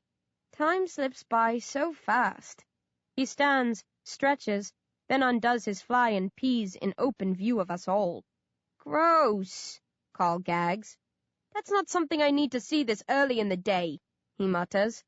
You are disgusting, Ashtat snarls, turning her back on him. Ah, Rage says nostalgically. That brings back happy memories. I miss my first whiz of the day. What? Dan smirks as he tucks himself away. It's not like anyone who matters is present. I don't care what I do in front of a pack of walking corpses. Come on, Pierce says. We've a long way to go, and a lot of ground to cover. Let's not waste any more time. Unless you plan to follow that up with a poo. Dan blinks. Hardly. Some acts are never to be shared, even with the undead. Then he catches sight of someone passing and shouts out, Mayor Barry, a moment of your time, please. Biddy Barry stops and waits for Dan to waddle over to her. What do you want, worm? We found ourselves in a heated situation yesterday, Dan simpers. Harsh words were exchanged. I wanted to have a quick discussion now that everyone has calmed down. I'm not in a discussing mood, Biddy rumbles. If you've something to say, spit it out quick. Very well, Dan says cheerfully. You know who I am. A child-killing creep, Biddy grunts. An incredibly powerful, influential child-killing creep, Dan corrects her with a smug chuckle. I've no heartfelt interest in the Ku Klux Klan. I was using them because they could deliver the children I required. It doesn't bother me in the slightest that you've hanged so many of them. In fact, I admire the no-nonsense way you people went about your work. Thanks, Biddy says with mock sweetness. That means so much to me. What I'm trying to say, Dan murmurs, is we don't have to be enemies. We could do business together. What sort of business? Biddy frowns. For a start, I could return your people, the ones who were taken. They'll be sent back to us anyway when the angels deliver you to your allies, Biddy notes. Maybe, maybe not, Dan replies. Owlman said he would try to arrange for their release, but he was in no position to make such a guarantee. I, on the other hand, am in that position. If you agree to a deal with me, I'll have them sent back in perfect health, along with any supplies that you might be in the market for. Biddy's eyes narrow. That's a generous offer, Lord Wood. What would we have to do for you in return? Grant me safe passage home, Dan says, then nods at us. And serve me up their heads on several nicely sharpened sticks. That's all I ask. Everything else will be forgotten and forgiven. Biddy chews her lower lip, thinking it over. Then she looks past Dan. Deputy Peg, what's your take on this? I think we should ram his offer up his arse, Jacob roars. Your position has been duly noted. Biddy faces Dan again. Get stuffed, scumbag, she says, and walks away briskly. Now there's a woman with style, Dan chortles, not in the least offended. I knew it was a long shot, but nothing ventured, nothing gained. Shall we head off, then, my little undead retinue? Or is there time for brekkie before we set sail? Eat this, fat boy, I growl, giving him the finger. Then we bid Jacob a final farewell, wish him luck, crawl down into a tunnel that has been sanctioned for our use, and set off on the long trek home. 11. We pick up the pace heading back to London, mindful of the deadline. We should have plenty of time to return to County Hall, then head over to wherever Owlman is and swap the child killer for the prisoners, but there's always a risk we might get delayed along the way.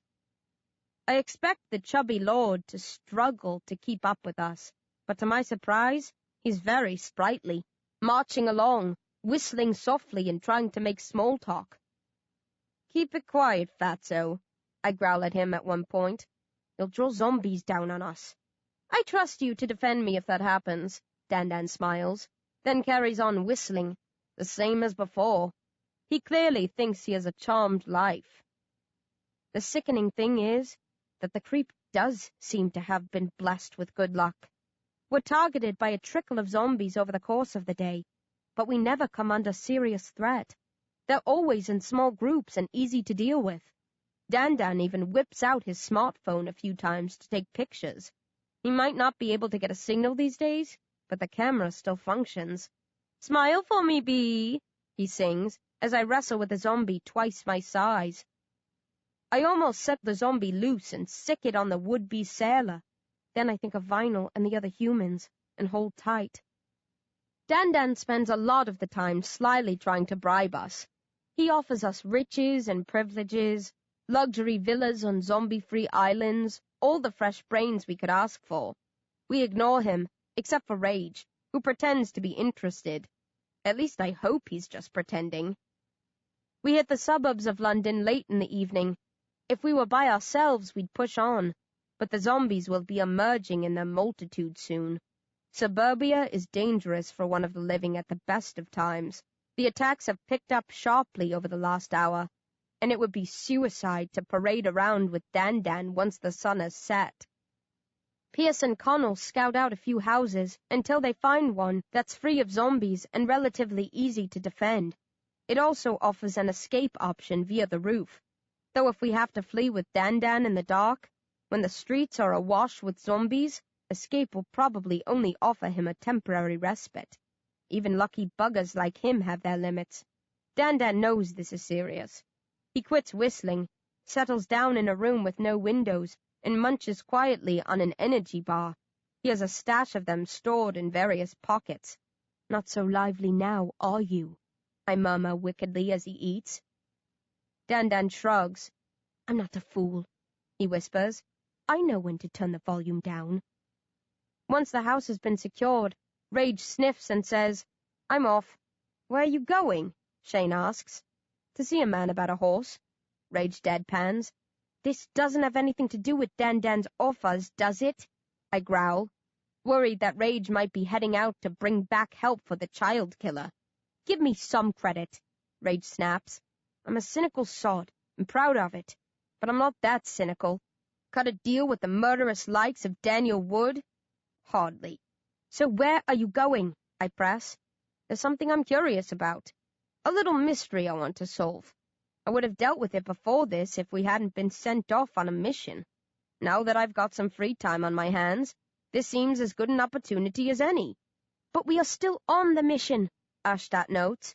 "We will need you if zombies attack." "Nah," Rage laughs. "I won't make much of a difference if that happens. Besides, I'm kind of hoping they do attack. You should all sneak off if they do. Leave Dan on his own. See how smug he is then." "I really think you should stay," Carl says stiffly. "Tough," Rage sniffs. "Don't worry. I'll be back before you leave in the morning, ready to pitch in and help when needed. If you want to rat me out to Dr. Oystein when we get home, feel free." And with that, he's off. The rest of us stare at one another, troubled, but since there's nothing we can do about it, we close the door after him and return to the room where Dan is holed up, to serve as his reluctant guards for the night. Dan spends the next few hours dangling more bribes in front of us. I don't think he expects us to accept, and we could tell him to shut up, but we're amused by what he comes up with, and the way he tries to sell himself. Dan is smooth as silk. I have to keep reminding myself that he's a vile piece of filth in order to stop myself from starting to like the guy. Finally, shortly after 10, Dan yawns and calls it a night. "Think about what we've been discussing," he purrs. "If you change your minds, let me know in the morning and we can thrash out a deal." "Don't you want us to wake you with the news?" I smile. "Heavens no," Dan says. "A good night's sleep is sacrosanct. I've had people shot for disturbing my slumber." He settles down and is snoring lightly moments later. "I hate him," Ashtat says softly, "but I can see why he got away with his crimes for so long. As well as being rich, he could charm even the gruffest of people." "Yeah," I nod. "I bet he sweet-talked his way out of all sorts of jams in his time." "The islands sound nice," Shane reflects. "You're not seriously considering his offers," I hiss. "Of course not," he growls. "I'm just saying, I like the sound of the islands. Maybe we could check them out ourselves when this is over." "Yeah," Carl says. "There'll be all the time in the world for sightseeing once we're done with Mr. Dowling. I'd love to visit the Seychelles again. It's been too long." "Good luck getting a suntan now," Shane says, and we all laugh, but quietly, so as not to alert any passing monsters outside. Rage returns about an hour before dawn. He's got a face like a slapped arse, and his hands are trembling. "What's up?" I ask as he lets himself into the room and slumps in a corner. looking like a gambler who lost everything at the races. Shut it, he says. Did you try to woo a Zom-B? I simper. Did she turn you down? Rage stares at me, as if he's thinking of killing me. I don't wilt. I know from experience that you can never show fear in front of a bully. What's wrong? Shane asks quietly, concerned about his friend. Nothing, Rage snaps. Then he forces a weak smile. I just found out tonight that I was right never to believe in the goodness of man. We're all a bunch of skunks when you strip away the trimmings. Every stinking last one of us. I've always known the world was peppered with bastards like Dan, but I thought they were balanced out by decent, well-meaning people. I was a fool. We're all as worthless as that snoring killer.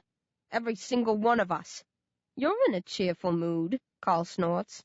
Yeah, well, Rage drawls, leaning back against the wall to stare at the ceiling, and he doesn't say anything else after that.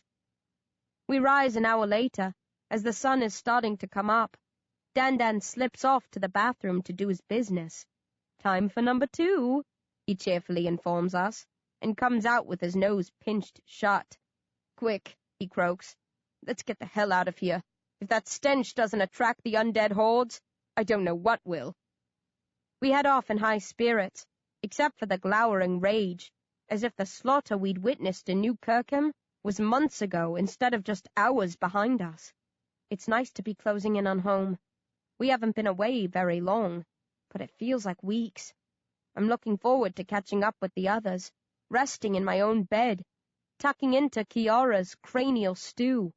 Of course, there's still Vinyl and his fellow captives to worry about, but I put thoughts of them to one side for the time being and focus on all the joys of County Hall. Attacks come more regularly than yesterday, and we're kept busy saving Dan's rotten neck. He's not as chirpy today. Marching through the middle of London is a different proposition from tramping through the countryside. Zombies can attack at any moment, from the shadows of any building. We're on constant alert, no room for error. Despite the frequency of the assaults, our luck holds, and we advance without casualty through the suburbs, then the parks of central London. After a swift dash through Westminster Square, we catch sight of the stunning County Hall building. Excited, we jog across Westminster Bridge, and are soon being welcomed back by our fellow angels. They're delighted to see us, curious about Dan, anxious when they note Jacob's absence. We assure them that everything's fine, promise to fill them in on all the details later, then ask if Dr. Oystein is around. They tell us he's in his laboratory, and we make a beeline for it.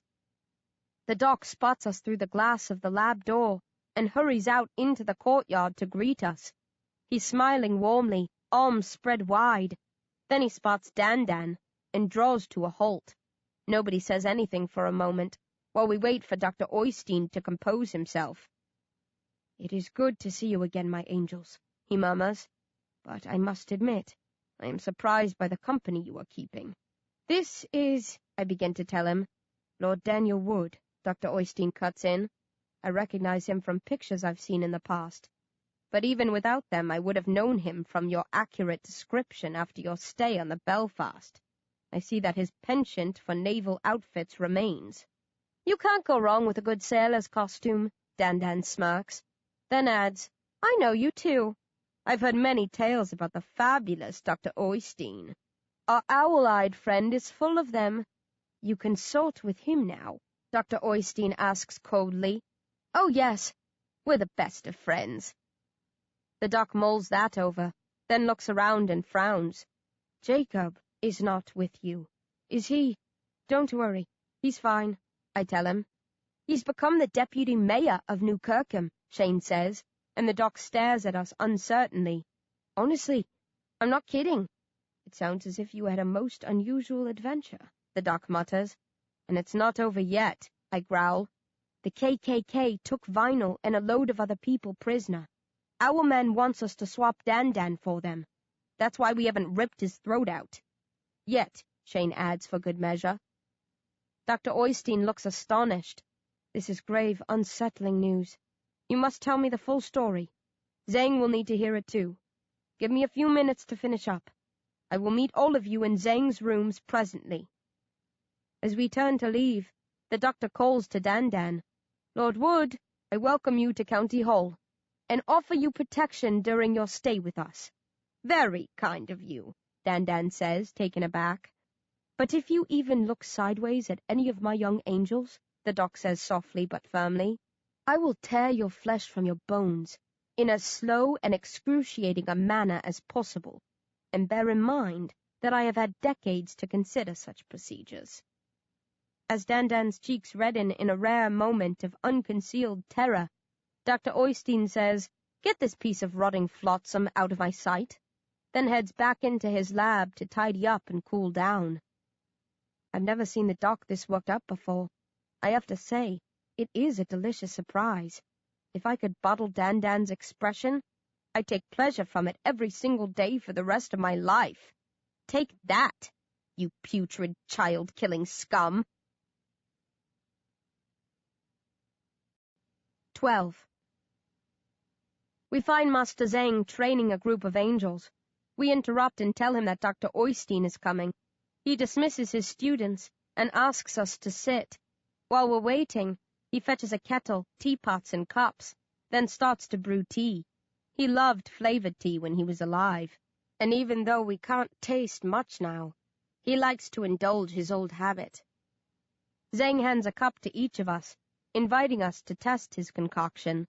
He pauses when he comes to Dan, then sets down a cup in front of him and bows politely, as he has done with the rest of us. "Many thanks," Dan says, returning the bow. Then he says something in Chinese. Zhang looks startled, but responds in his own tongue. The pair exchange a few sentences. I think it's part of the traditional ceremony. Then Dan bows again, picks up the cup and sips. "Delicious," he sighs happily. "This brings back many sweet memories. I suppose China was one of your stomping grounds in the bad old days?" I sneer. "As I told you, I was a global traveler," Dan beams, sipping the tea again.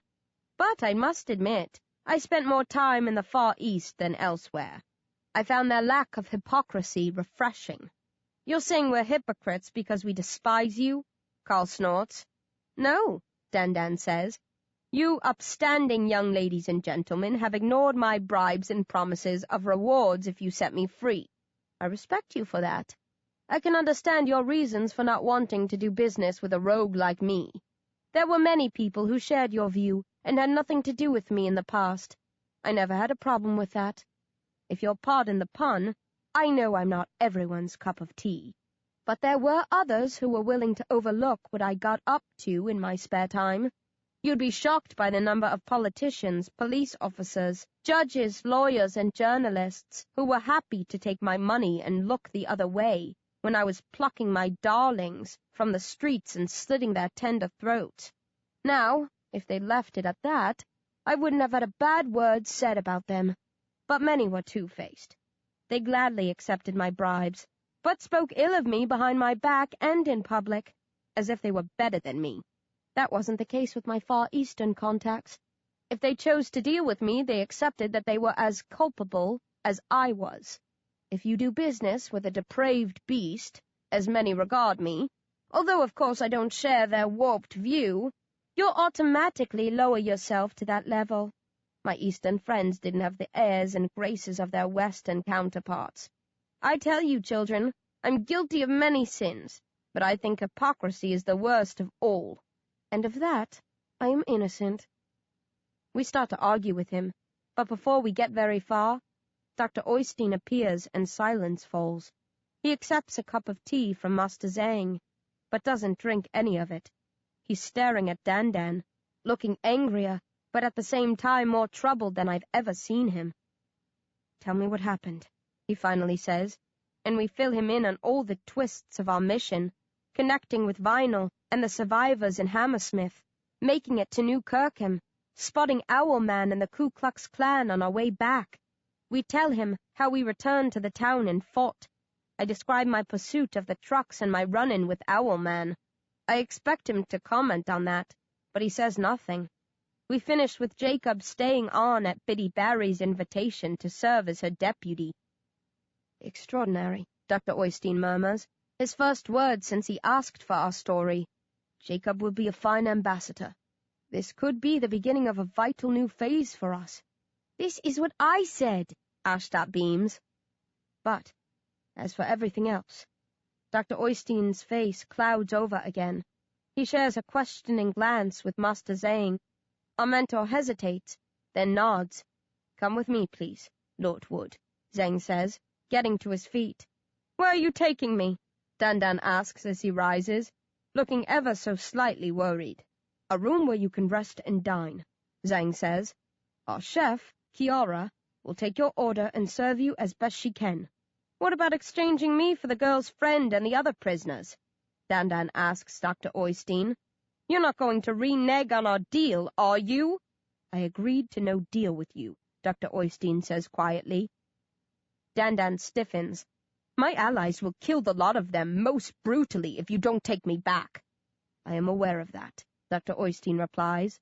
Then, having given Dandan a few seconds to sweat, he looks at me and smiles briefly. Allay your fears, Lord Wood. We will return you to Battersea Power Station safe and sound as promised. Dandan gapes. You know where I'm based? Dr. Oystein nods. I have eyes everywhere. I know where Owlman and the members of the clan have situated themselves. So if you are working together as closely as you intimated, I assume that is where you have also set up home. Then why haven't you... Dandan frowns, then shrugs. No, it's none of my business. I'm hungry. I'll go see what your people can rustle up for me. Just one question first. When will I be leaving? Either this afternoon or tomorrow morning, Dr. Oystein says. Excellent, Dandan grins, and waddles off after Master Zhang. What a horrible excuse for a man, Dr. Oystein says sourly. It is not often that I can find nothing good to say about someone. But Lord Wood is vile through and through. He does things with style, though, Rage chuckles, smiling for the first time since he returned to us after his mysterious night on the town. Admittedly, Dr. Oystein says, he is a powerful, dangerous adversary.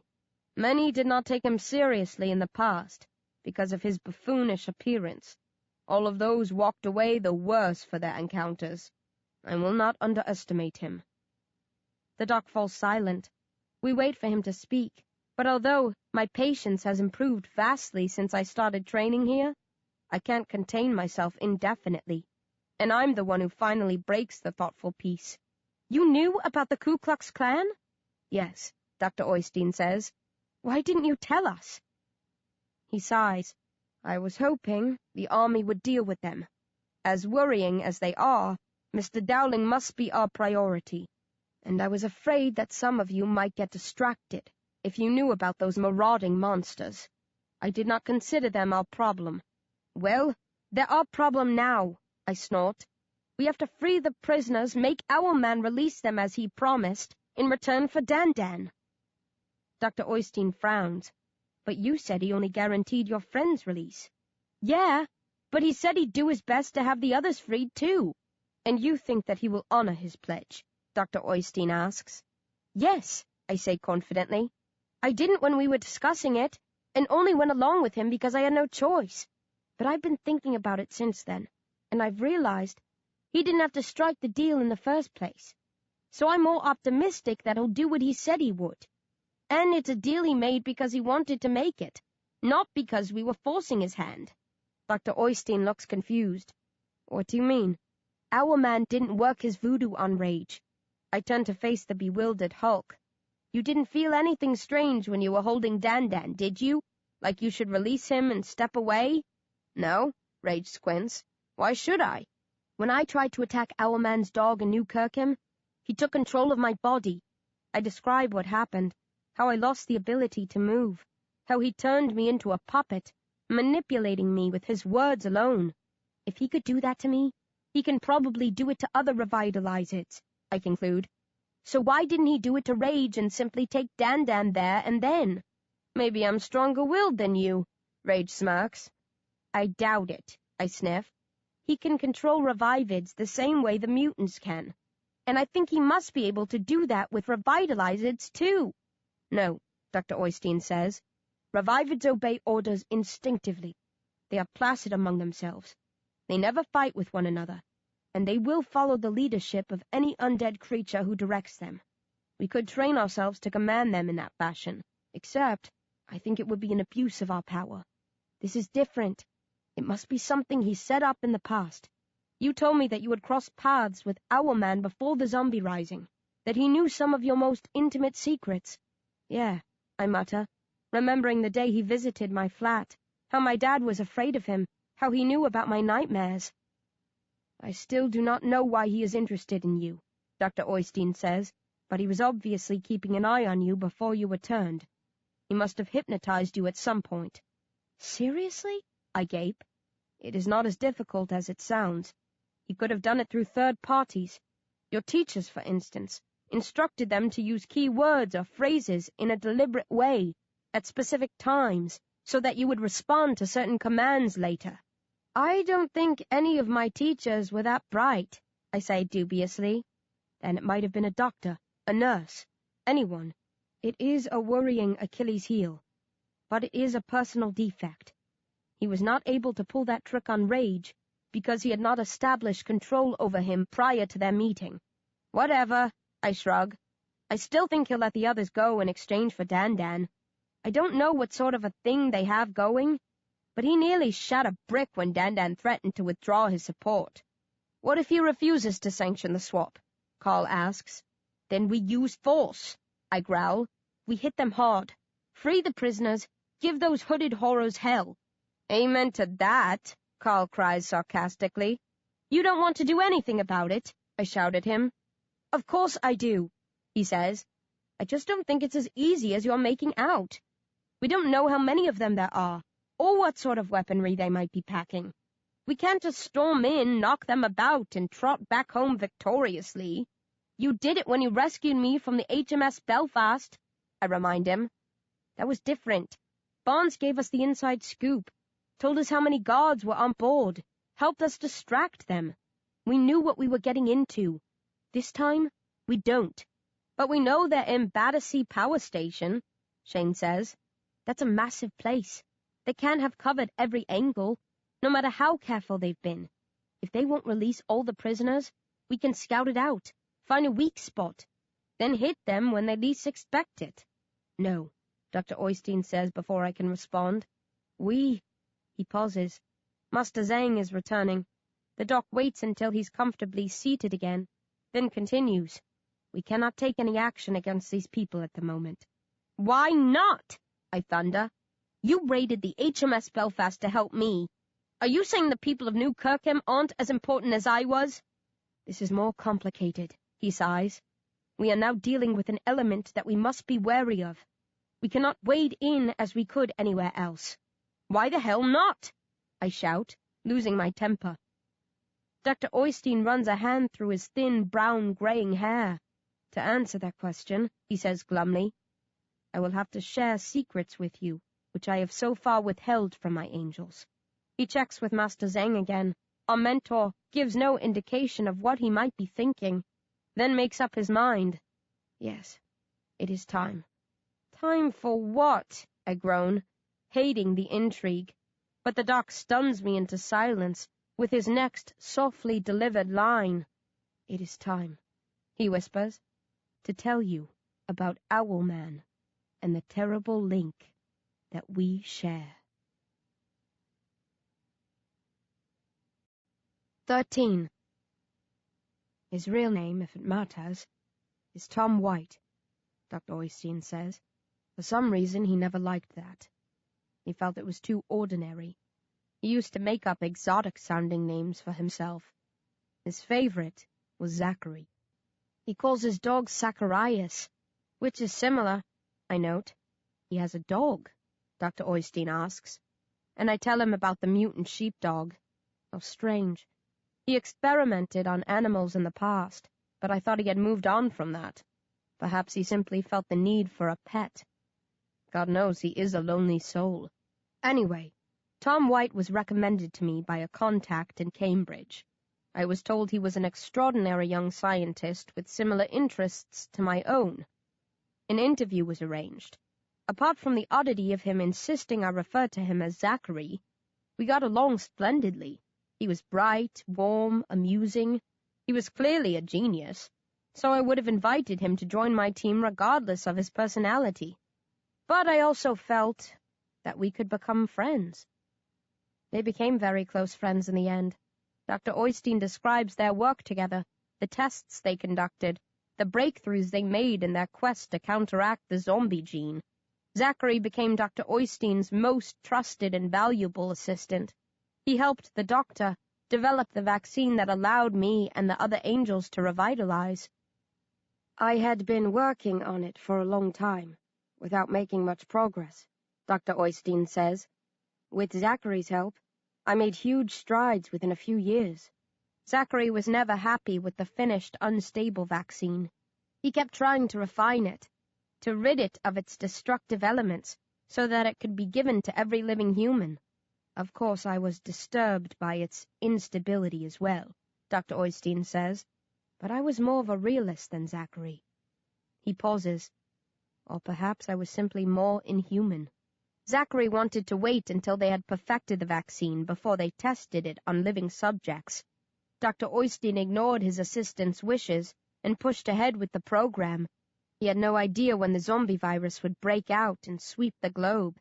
He only knew that time was against them, and he was determined to fight back with whatever tools they had at their disposal, every step of the way.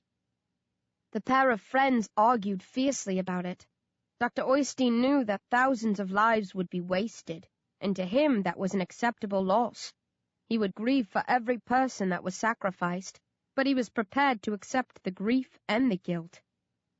It weighed heavier on Zachary's mind. The doc sighs. He went along with my instructions reluctantly, but in retrospect I think he should have stepped aside. It hit him hard and changed him. I was too caught up in our studies to notice. By the time I realized that something had radically altered in him, it was too late. The vaccine wasn't their sole hope of defeating the zombie hordes. It was their holy grail.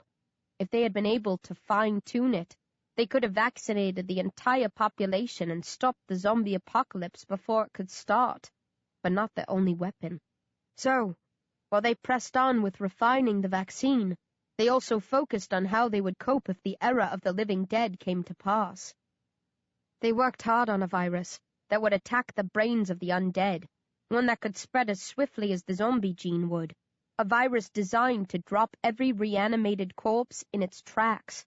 It would be the ultimate in chemical warfare, a way of wiping out their enemies in one fell swoop. It's a pity you didn't get anywhere with that, Carl says. We could end this here and now if you had.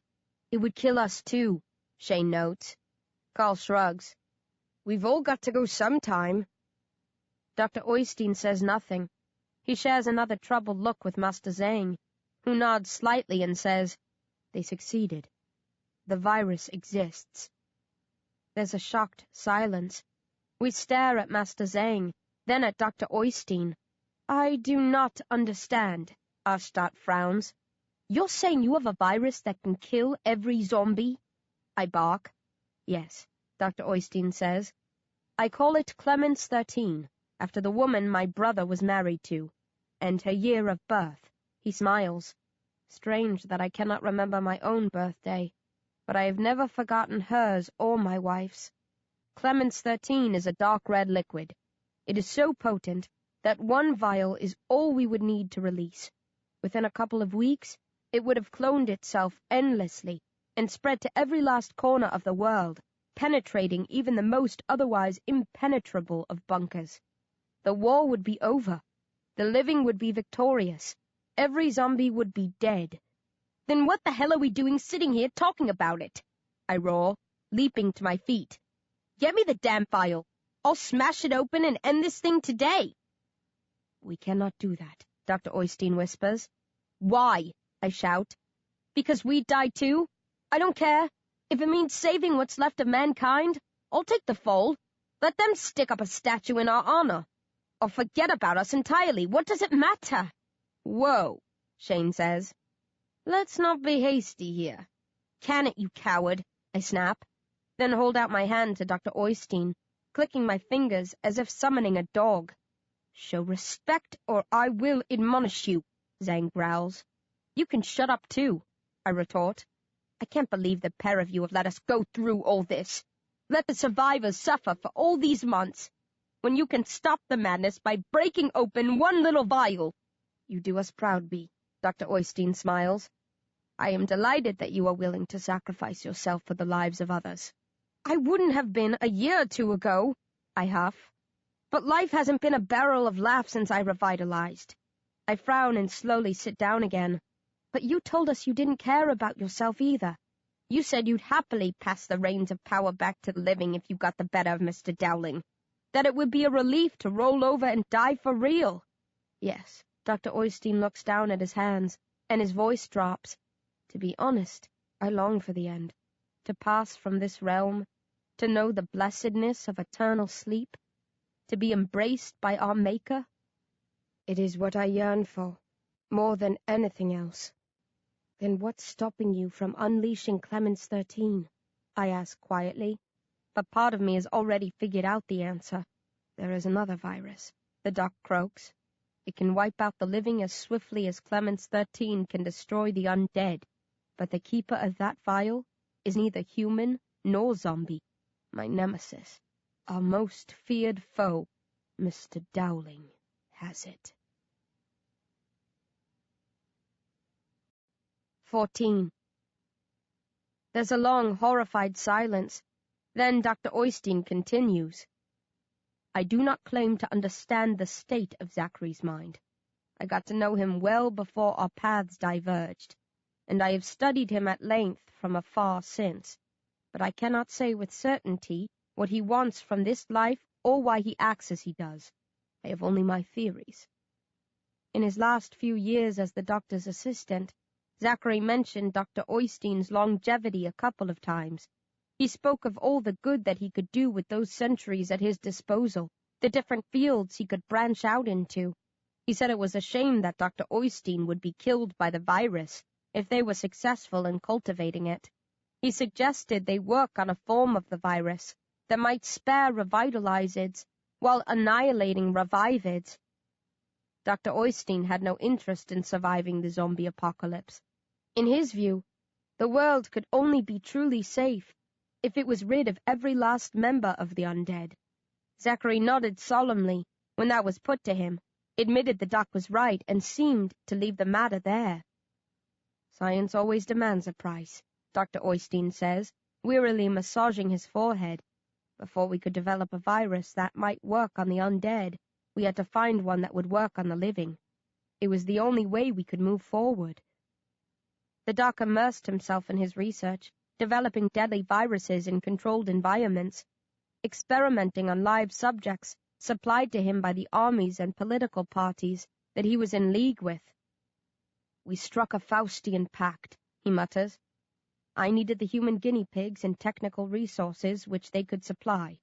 In return, I offered them the promise of chemical weapons, and, even more tempting than that, prolonged life. Dr. Oystein knew from an early stage that the zombie gene could exist in a variety of states. He had created the revivids and was working on revitalizids, but there were mutant strains too, weird permutations of the gene that gave birth to creatures caught between the worlds of the living and the dead. I had no interest in the more twisted strains, he says, but there was a man who was obsessed with them, Mr. Dowling. The doc doesn't know much about Mr. Dowling's background, how he became aware of the work that had been initiated by the Nazis, but, as mad as he was in other ways, his scientific genius rivaled that of Dr. Oystein. He was as brilliant in his laboratory as he was insane outside of it, working in opposition to the doc and his assistants, concocting his own wild versions of the undead gene. He toyed with his subjects, Dr. Oystein tells us. The mutants and the inhuman baby that B saw were the results of his tinkering. There might be others that we are not aware of. Dr. Oystein developed a virus that would swiftly purge the Earth of its human inhabitants if released. It was a nasty but ingenious little number. It would leave all the other creatures unharmed, only wiping out humanity and maybe some genetically close simians, like chimpanzees and gorillas. The virus in its purest form was a milky white liquid. It had a long chemical description, but the doc christened it Schlesinger 10, after his wife and her year of birth. He kept Schlesinger 10 under lock and key. Only 4 other people had access to it. He trusted each of them implicitly. They were family as far as he was concerned. Zachary was one of the 4. The doc thinks that Zachary became fixated on cheating death. He might have been nobly motivated to begin with, live longer in order to help mankind, but things got warped inside his head somewhere along the way. The virus was a threat to his plans. When Dr. Oystein produced Schlesinger 10, Zachary knew it was only a matter of time before it was adapted to work on zombies. When that happened, the doctor would safely dispose of his samples of Schlesinger 10, then unleash the zombie-destroying virus when the war between the living and the undead began. Putting the pieces together after the fact, the doc goes on, I realized that Zachary must have initiated contact with Mr. Dowling around that time. Or perhaps Mr. Dowling approached him. Either way, they struck a deal, and Mr. Dowling injected Zachary with a unique mutant strain. It allows Zachary to live normally for most intents and purposes, with a heartbeat and functioning internal organs, yet to age slowly. From what I have seen, he does not age as slowly as us, so I do not think he will live as long, but he has extended his lifespan by several centuries at least. Is the injection why his eyes are so large? I ask. Dr. Oystein nods. They were big before, but nowhere near as owl-like as they are now. The pot belly was another side effect. I have no idea why he should have ballooned out in that fashion. I think it took Zachary by surprise, too. He was always rather proud of his slim physique. Once Zachary had been injected, or perhaps the injection came later, the doc isn't sure, he set about stealing Schlesinger 10 and killing all of those who could replicate it. It was a swift, vicious coup. He sneaked Mr. Dowling's mutants into the laboratory, where Schlesinger 10 was stored. Other mutants targeted Dr. Oystein and the 3 colleagues of his who had worked directly on the virus.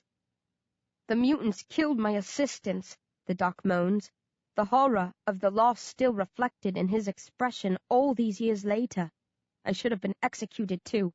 They caught me by surprise. Zachary had granted them access to my living quarters, where I was normally alone. So, what happened? I ask when the doc doesn't continue. Did you find your inner warrior and give them the licking of a lifetime? Tea, Master Zhang answers quietly. He was saved by my fondness for tea. The doc felt weary that night. Zhang spotted him on his way to his room. He looked as if he was about to keel over with exhaustion. Zhang offered to make tea for him. He thought the process of brewing and sipping tea would help him relax. Dr. Oystein almost never invited anyone back to his room, which was what Zachary had been relying on. But the doc appreciated the offer of company that night and let Zhang come with his pot and cups. I was more than the doctor's assailants had bargained for, Zhang says. They came prepared for a man of peace. I was an unexpected added ingredient. Zhang fought like a tiger, the doc's description, and disabled the 6 mutants who had been assigned the task of killing Zachary's primary target. The pair raced to the lab and sounded the alarm, but their foes had already struck and retreated, and Zachary had taken the vial of Schlesinger 10 with him, along with all of the notes relating to it. The paperwork was nothing. Dr. Oystein sniffs. I was able to reproduce the virus within weeks, but he gave the sample which he had taken to Mr. Dowling, and that changed everything. Why didn't the clown use it straight away, before you developed the zombie-killing version? I frown. I'm not sure, the doc says. Perhaps he wanted to conduct more experiments on the living before he disposed of them. Once the virus is released, there can be no going back. Anybody would be wary of opening such a Pandora's box. even one as mentally unhinged as Mr. Dowling. But he will open it, if we force his hand by directly attacking him or Zachary, Zhang says. This is why we cannot target Battersea Power Station. Zachary and Mr. Dowling are thick as thieves, Dr. Oystein says. So we have had to deal with my ex-assistant very carefully since he betrayed us. If we struck at his base, Mr. Dowling might retaliate by opening his vial of Schlesinger 10. He wouldn't dare, I mutter. Even if you didn't release your virus, zombies can't reproduce. They'd all die off within a couple of thousand years. You'd be the king of a doomed kingdom. You are forgetting about the babies, Dr. Oystein murmurs, and I feel a chill race up and down my spine. The babies in your dreams, and the one you saw in real life. We think they have been developed to provide Mr. Dowling with fresh subjects in the centuries to come. They are mutant clones, and, if we are right, Mr. Dowling is setting them up to become the populace of the future. The only thing stopping Mr. Dowling from wiping out mankind is that he knows I would retaliate with Clemens 13, which I perfected a few years after Zachary betrayed me. As things stand, we are deadlocked. If one of us releases his virus, the other will retaliate by releasing theirs, and that will mean the end for us all. Neither of us wishes to see that happen. But if we stood poised to kill Zachary or Mr. Dowling, he would almost certainly unleash the hellish harpies of Schlesinger 10 that are his to command, so that our victory would be a short-lived affair. We cannot risk it, B, he finishes softly. That is why, if their captors refuse to release the prisoners, we can do no more than swap Dandan for your friend. The others, not just those from New Kirkham, but the hundreds or thousands who have been taken from other towns, are beyond our help. Our hands are tied. I wish with all my heart that it was not so, but... The doc shrugs miserably, a simple gesture of defeat and dismay, and I know in that moment that unless I can convince Owlman to set the others free, and the more I think about it, the less chance there seems to be that he will, then all of those poor souls are damned. 15. We're a glum lot when the doc finishes. Nobody says anything for ages. Rage is the only one who doesn't look desolate. He's smiling away to himself, as if this is all one big joke. Does this mean our hands will always be tied? Carl finally asks. I thought we were going to tackle Mr. Dowling one day. Are you saying we can never do that? Dr. Oystein sighs. Never is a very long time. I do not know where Mr. Dowling stores his vial of Schlesinger 10. Perhaps he carries it around with him, or maybe he keeps it somewhere safe. If we find out, we can devise a plan of action, and either launch a raid or set out to incapacitate Mr. Dowling. Or maybe one of his mutants, or Zachary, will turn on him and kill him for us. In that case, wouldn't his killer take the vial if Mr. Dowling keeps it with him? I ask. Or, if it is held elsewhere, would Mr. Dowling not have instructed some of his people to retrieve the virus if he is killed? Ashtat chips in. Dr. Oystein grimaces. All those outcomes and many more are possible. That is why we must bide our time and hope for the best. He rises and groans, rubbing his most recent wound, where he was shot by my ex-teacher, Billy Burke. I know this is unsettling news. That is why I hold certain information back, so as not to disturb the rest of you. But when times call for it, I must reluctantly share the burden. My apologies for troubling you with this. It's not your fault, Doc, Carl says. Don't beat yourself up over it. The doc smiles gratefully at Carl, then strokes his chin thoughtfully. Now, we must deal with the more pressing matter of what to do with Lord Wood. Are you sure you want to return him, Bee? You know how cruel he is. Do you really wish to set him free to torment and kill again? No, I mutter. But Vinyl's my mate, and there's still a chance that Owlman might arrange the release of the others too. I can't just abandon them. Of course, if you insist on keeping Dan... I'm sorry, he says. I will not force you to obey me. I was not the one who risked all in pursuit of the trucks, or who took Daniel captive. He is your prisoner, not mine. You have earned the right to do with him as you see fit. Actually, I was the one who captured him, Rage sniffs. But I'm happy to leave this to Becky. I don't care what happens to the sadistic sod. I wrestle with the dilemma for a minute, then my shoulders slump. Even if I can't get the rest of them released, I've got to do it for Vinyl. If we hand Dan back to them, we can target him another time, hopefully before he can do any more harm. But if we execute him now, Owlman will definitely kill Vinyl. I couldn't live with that on my conscience. I understand, Dr. Oystein says, offering me a comforting smile. Then we will return Daniel this afternoon. I know we have until tomorrow, but I would rather not leave it until the last moment. Now, who will I send to escort him? He looks around. I'll go, I volunteer. I kind of have to, don't I? To my surprise, Dr. Oystein responds with a firm, no. You are the one person we cannot send. What are you talking about? I snap. Owlman, you idiot, Rage growls. He can control you, so he could turn you against the rest of us. He didn't before, I pout.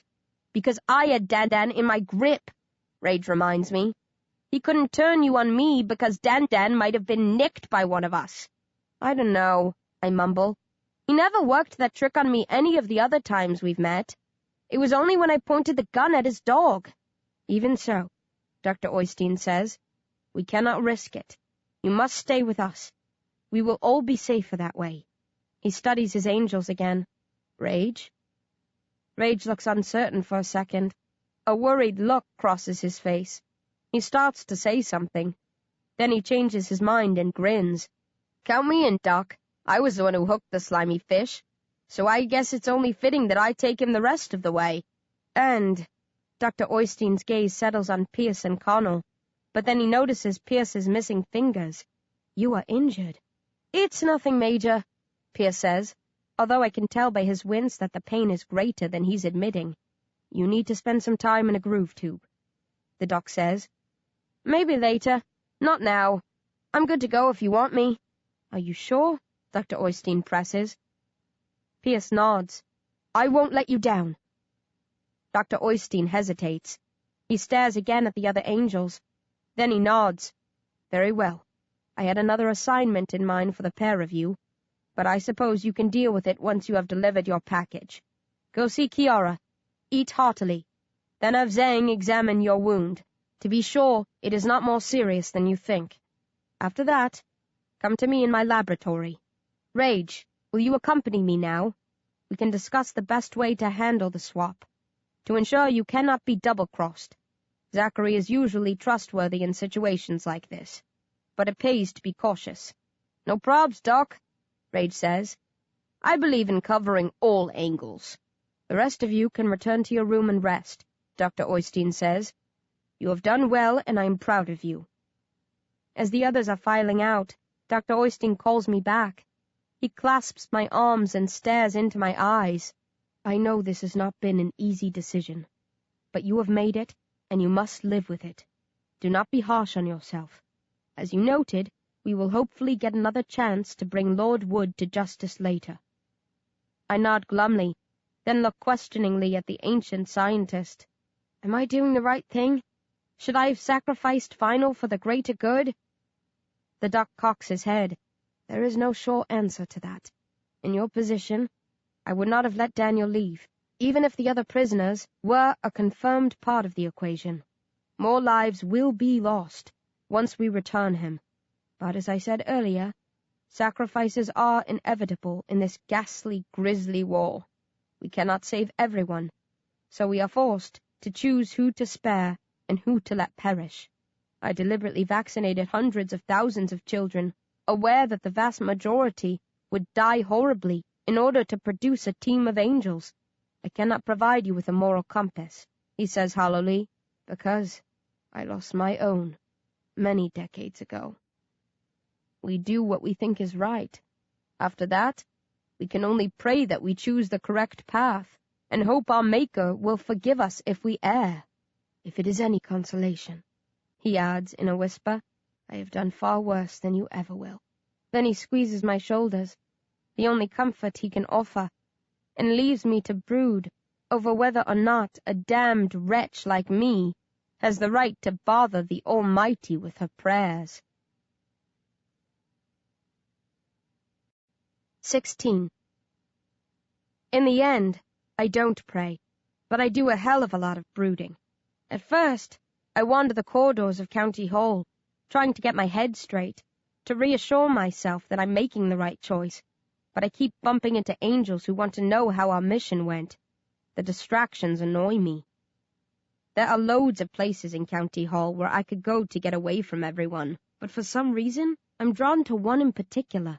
I have to ask a couple of angels to find out where he is, and then it takes me a while to locate it. But eventually, I'm sitting in a small room with no windows, a bed, a tray of dried-out scraps of brain, and my old teacher, Billy Burke. Mr. Dowling got his hands on Burke and messed with his mind. The clown sent him to kill Dr. Oystein. To protect the doc, I had to disarm my ex-teacher. I wounded him during the process, and he was infected.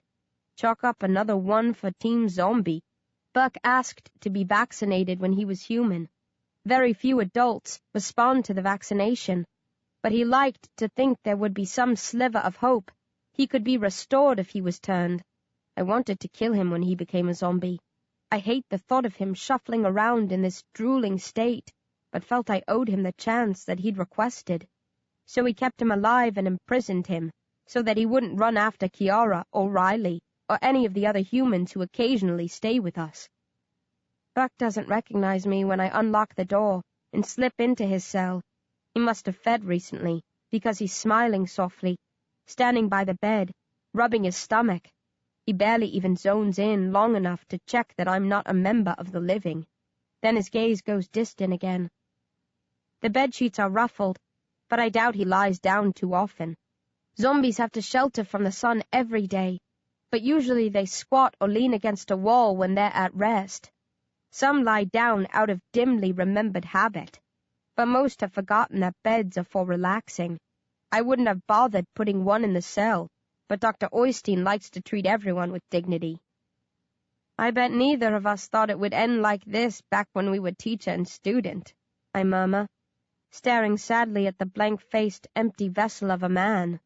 What a mess. I think again about what Dr. Oystein told us.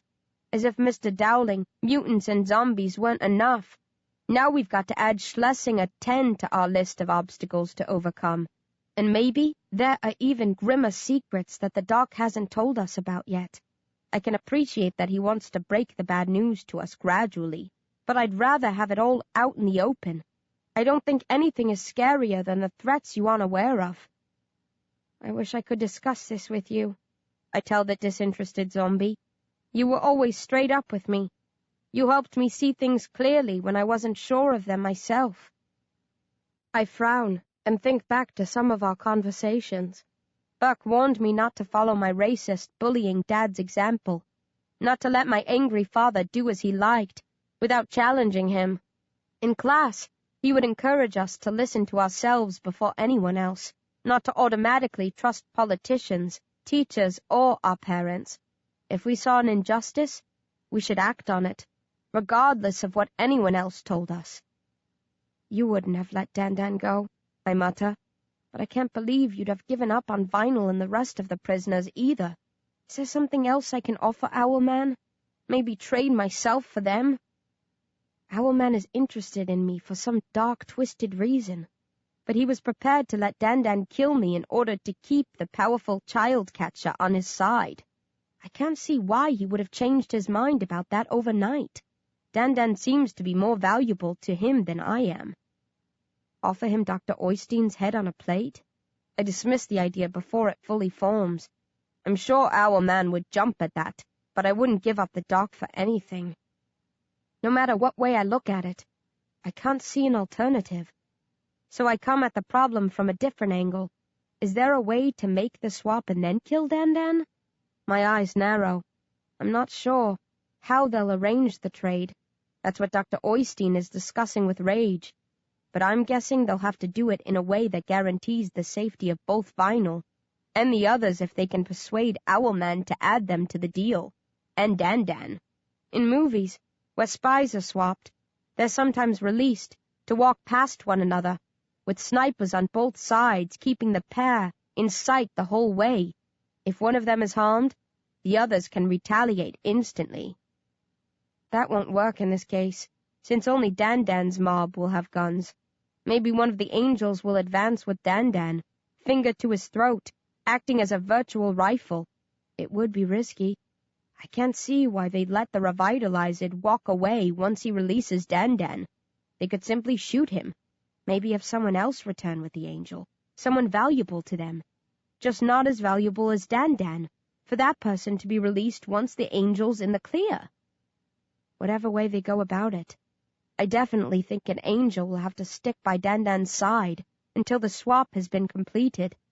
If it was me, I would wait until Vinyl was safe, then slit Dan's throat. It would mean my execution, but at least I'd have rescued my friend and put an end to Dan's butchering ways. How would Owlman react? He wouldn't be happy, but he'd surely know it was a personal decision, nothing to do with Dr. Oystein. He wouldn't strike back if I'd been killed in return. An eye for an eye, a zombie for a child killer. Hell, if Owlman was close, overseeing the swap, maybe I could throw myself at him, twist that long neck of his, before his aides could stop me, kill two birds with one undead stone. That would be a good day's work. I chuckle at the thought of taking both of the monsters down. Then I consider the plan seriously. It's unlikely that I'd be able to get to Owlman, and it's possible he'd use his hold over me to stop me from killing Dan. But if he didn't think there was a threat, if he wasn't expecting me to sacrifice myself, I'm sure Dr. Oystein wouldn't approve. The world's full of vicious killers. We'll never be able to get rid of them all. The subtraction of a single piece of scum won't make much of a difference one way or the other. Revitalizeds, on the other hand, are a very limited commodity. In his eyes, I'm far more important than a creep like Daniel Wood. He wouldn't see the child killer as being worth the price of one of his angels. But I haven't had a high opinion of myself since I came back to life. Dr. Oystein sees more in me than I ever will, and I'm the one who would have to live with the guilt every time Dan killed.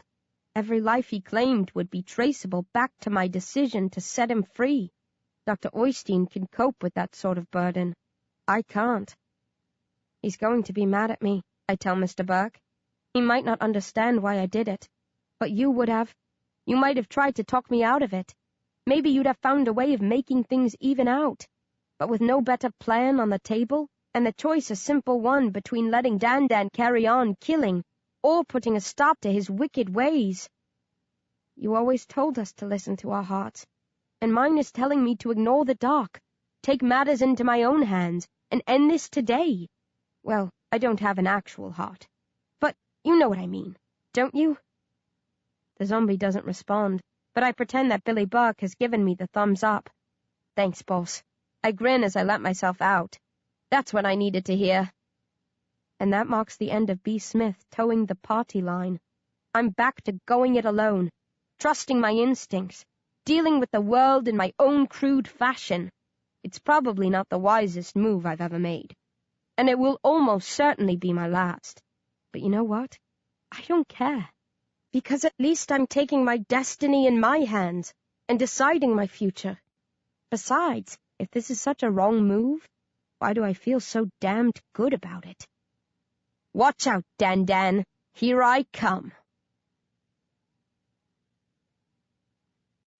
17. I'd like to go to my room, change out of my filthy clothes, bid farewell to Ashtat and the others. They've been good friends, and I hate the thought of just cutting out on them. But they'd ask questions. They'd want to know where I was going. If they guessed what I was planning, they might rat me out to Dr. Oystein, not to spite me, but because they wouldn't want to see me throw away my future like this. They're a solid crew. I'll miss them.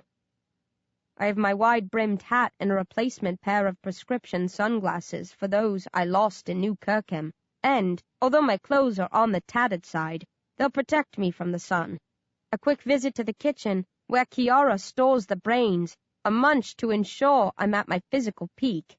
Then I'm good to go. I slip out of County Hall and head west along the Albert embankment. It's quiet. Not a single zombie on the prowl. The Thames is calm. No bodies floating past today. A lone pigeon flaps by overhead. A rare survivor. It must be one of the more cunning of its kind. Most have had their heads ripped off by zombies. I consider where to plant myself. I have to hook up with Rage and his team before they get to the power station.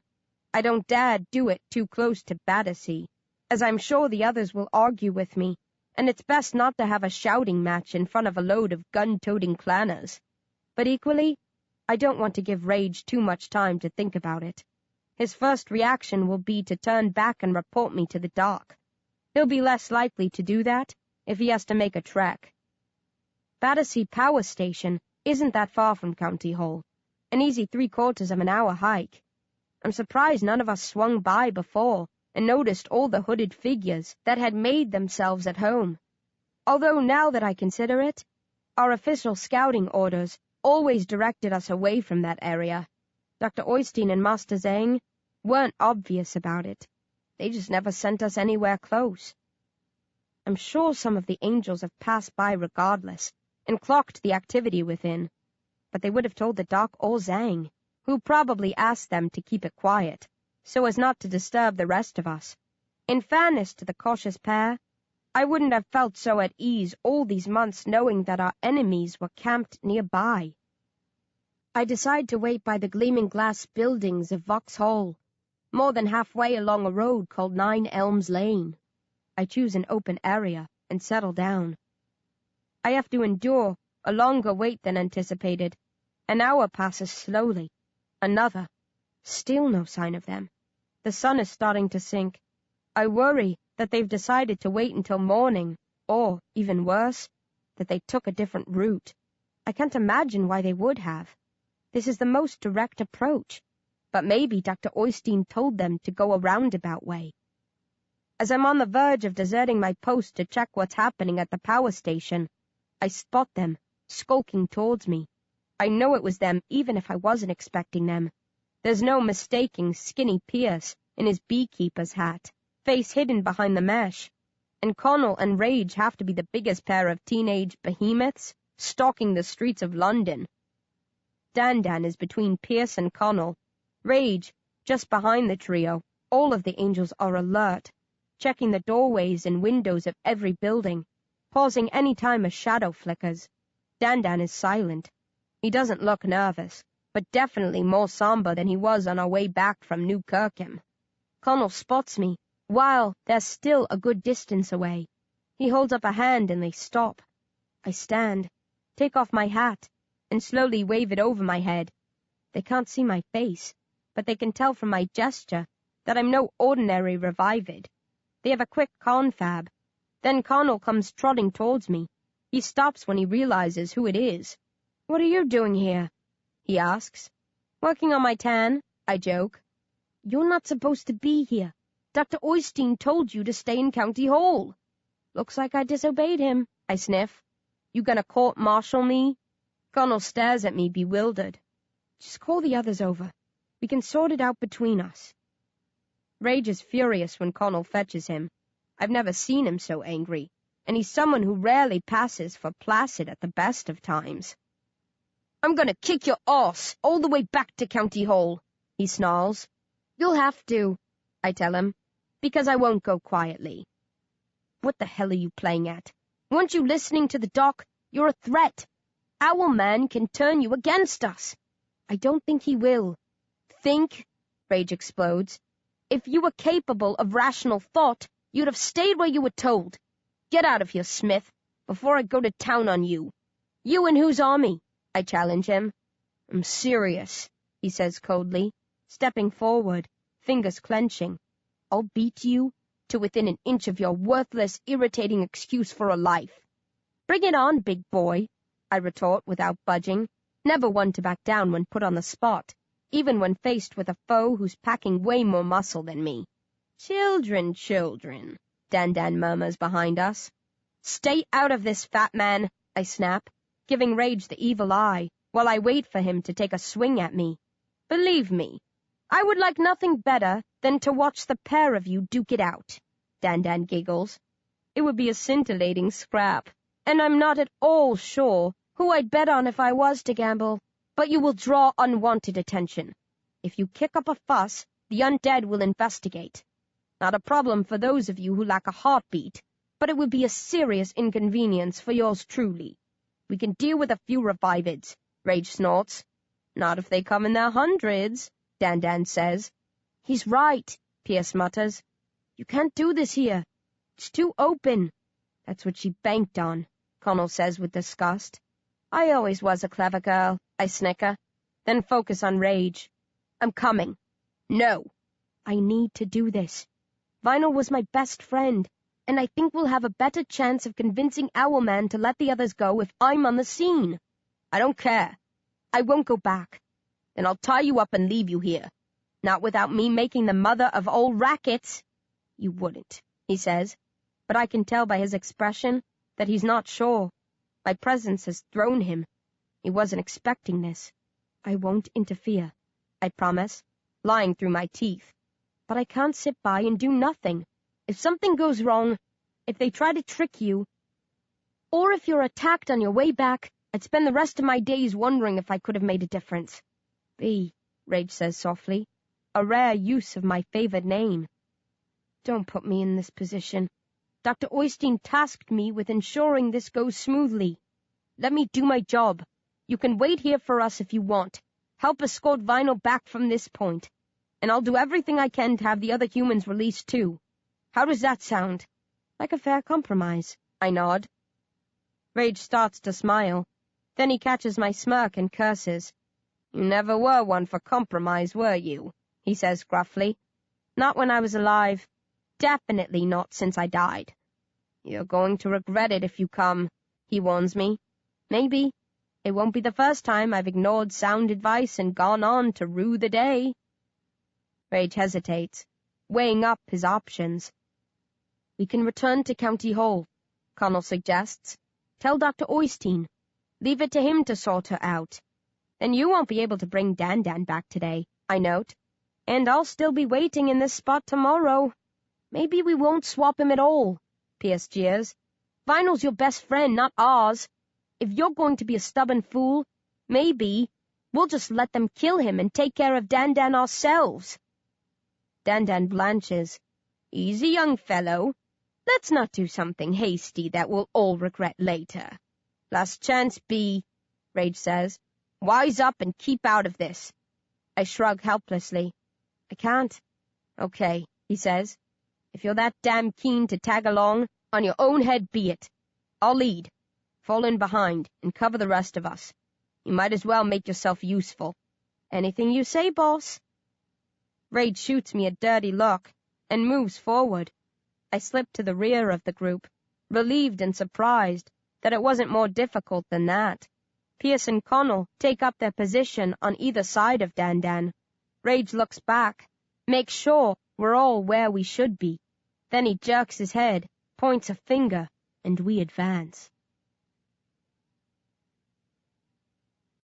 18. As we're turning off 9 Elms Lane, Rage pauses and looks back. Change places with me. Why? I ask suspiciously. I want you to push ahead, so if there are any traps, you'll trigger them first. How considerate of you, I snap. Hey, he says, I don't want you here. If you'd rather back out, be my guest. Otherwise, take the crap job and be thankful we're letting you be part of this at all. I give Rage the finger, but slip ahead of the group as ordered. I edge along, ready to throw myself aside if I get the slightest scent of a trap. I negotiate the road without any problems, and come to the area surrounding the power station. Any buildings that were here have been leveled to create a stretch of flat, arid wasteland. The second I spot the 4 famous chimneys, there's an ear-shattering screech, and I crash to the ground with shock. Yelping with pain, I drag myself back into the shadows. Rage is doubled over laughing. Pierce and Connell are smiling too. Dan is shaking his head and tutting gently. Jerks. I snarl, getting to my knees and waiting for the ringing in my ears to fade. That place is packed with living, juicy humans, raged Chortles. It'll be a beacon for every zombie within a 5-kilometer radius if they didn't have a suitable deterrent in place. It's like the system of high-pitched sirens around County Hall, Pierce says. Only Dr. Oystein told us theirs is far more effective, Connell adds. Lots more sirens and way more powerful than ours. Nice of you to warn me, I huff, staggering to my feet, almost back to normal, though there's still a pain in my teeth, similar to how they used to feel after a trip to the dentist. That's the price you pay for being an interloper, Rage chuckles, then tosses me a pair of earplugs. They're heavy-duty. They block out the noise of a plane crash. Once you put them in, you won't be able to hear. We won't either. That'll put us at a disadvantage, won't it? I frown. Only for a while, Rage says. The sirens are arranged in several rings, each attached to a separate generator, to ensure they never lose the entire system at the same time. We figure they'll cut the last couple of loops as we get close, once they verify who we are, so that Owlman can come down and chat with us. We're all going up to the power station? Yeah, Rage says, shooting the other pair of angels a dirty look. I wanted to take the child catcher by myself. The doc was in favor of that too, but these Muppets insisted on accompanying me. If we've come this far, we might as well see it through, Pierce smiles. And what happens when we get to the front door? I ask. Do we invite ourselves in for tea and biscuits? Rage scratches the back of his neck. We'll see how Owlman wants to play it. We've discussed different scenarios with Dr. Oystein, but ultimately it's Owlman's call. We'll have to play along and try to make sure he can't pick us off too easily once the swap has been made. You'll need to keep back, Pierce says to me, in case the owl guy tries to turn you against us. Nah, Rage says. Better we stick together. She'll be a target by herself. Pierce shakes his head, lips pinched together behind the shade of his mesh mask. If you're willing to let her come with us, that's your call. But I'm not having her within easy striking distance of me. Me neither, Connell grunts. No offense, B. None taken. I cock an eyebrow at Rage. You should stay here, he scowls. You'll be vulnerable in the open, cut off from the team. They might mistake you for a stray revivid. I can look after myself, I tell him. Okay, he mutters sourly. If you're hell-bent on sticking your neck out, don't blame me if they chop off your head. He crooks a finger at Dan. Here, little piggy, I'm going to keep you nice and close on the way in. Be careful not to scratch me, Dan says, as Rage pulls him in tight and lays a hand on his shoulder, fingers just a few centimeters from his exposed neck. I need to get myself into that position before we swap him, so that I can finish the job I came here to do. But for the moment, I'll tag along, see how things play out. You'll be fine as long as I don't stumble, Rage cackles. Right. Are there any last-minute questions? What do we do if they shoot B? Connell asks. Nothing. Leave her to rot where she falls. It'll be her own fault for sticking her nose in where it's not wanted. And if they shoot Connell or me? Pierce asks. I'll have a mass said for you, Rage snaps, then sighs. Look, this is a high-risk maneuver.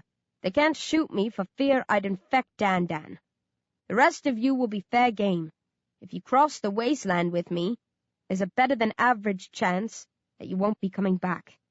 You should wait here. I'm the only one who needs to be present to negotiate.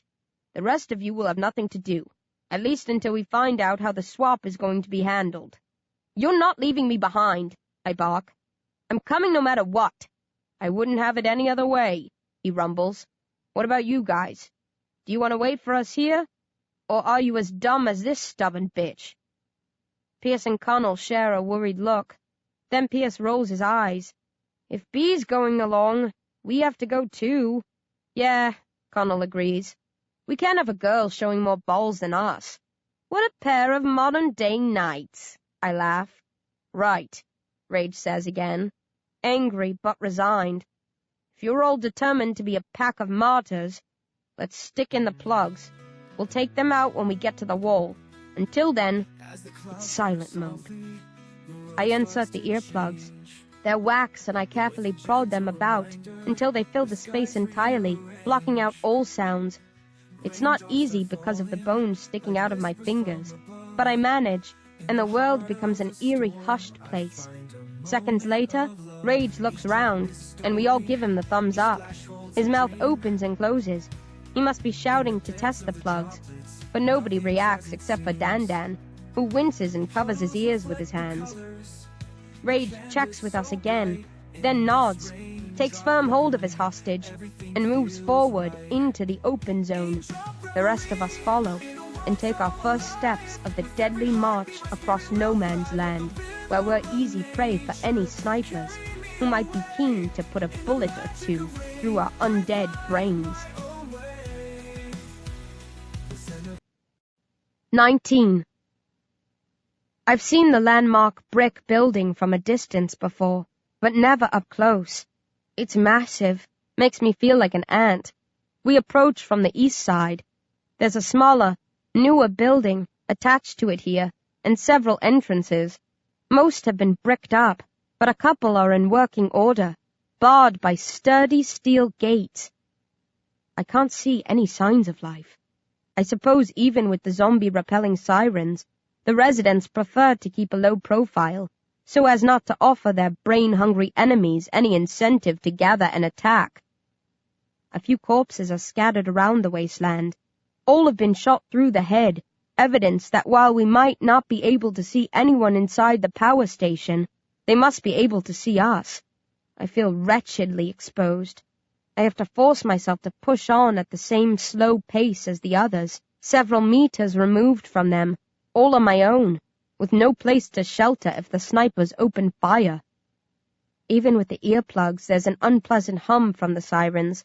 My teeth feel like they're shaking in their sockets, and there's a bowl of white-hot pain building at the back of my eyes. I want to be sick, but there's nothing inside my stomach to throw up. Trying to distract myself, I wonder how the corpses we're passing made it this far. Maybe they were deaf, and naturally immune to the invisible barrier of the sirens. That seems like the most logical answer, until I peer more closely at one of the rotting carcasses and spot a stream of dried blood and gunk on its cheek, running from its ear.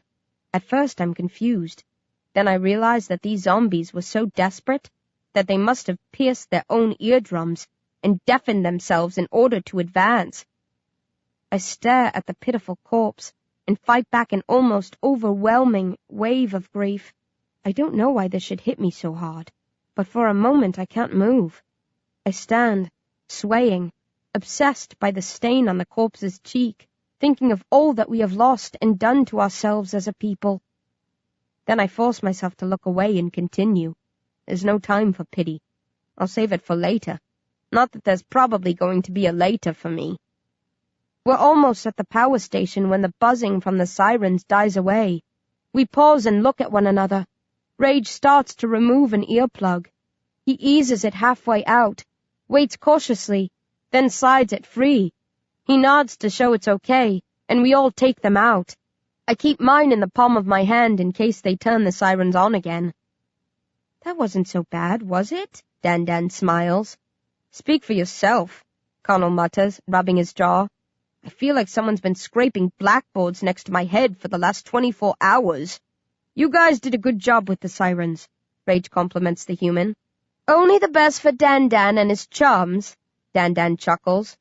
A pity you weren't so well set up on the HMS Belfast, I goad him. He shrugs.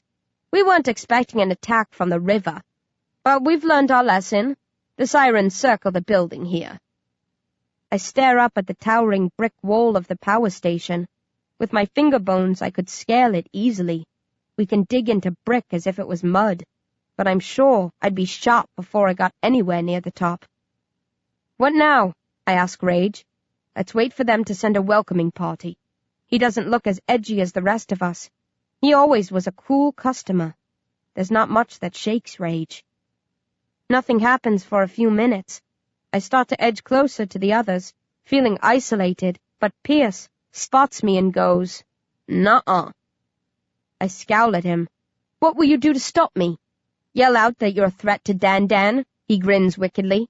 They'll fire so many bullets into you that there'll be nothing left but ash. I was getting to like you, I snarl, but I've gone right off you today. That's a shame, he sniffs. A few more spine-tingling minutes pass. The hairs can't stand up on the back of my neck since I died, but even so, it feels as if every one of them has stiffened to attention. I want to make a bolt for freedom. The tension is killing me, or would be if I hadn't already been killed. Then, the gate nearest us starts to swing open. They don't have a fast release system like they had in New Kirkham, but I suppose they don't need one, given the effectiveness of the sirens. I'm expecting the Ku Klux Klan, and quite a few clanners do spill out, but there are also a lot of soldiers mixed in with them, which surprises me. I didn't think the army would grant its support to a pack of white supremacists. I suppose these might be rogue agents, but in that case, why have they kept their uniforms? The clanners and soldiers spread out and train their rifles on us. They keep their distance, hugging the wall. I can't see the faces of the hooded creeps, but the soldiers look as nervous as I feel. They don't like being out here in the open. "Hi, guys!" Dan booms. "I'm home!" Nobody responds. A few seconds later, Owlman appears, striding through the open entrance, Zacharias by his side. He's washed the dog since I last saw them. Its fur gleams, not a single bloodstain that I can see. It's panting softly and looks like a normal, huggable sheepdog. Owlman advances ahead of his troops, but stops well clear of us.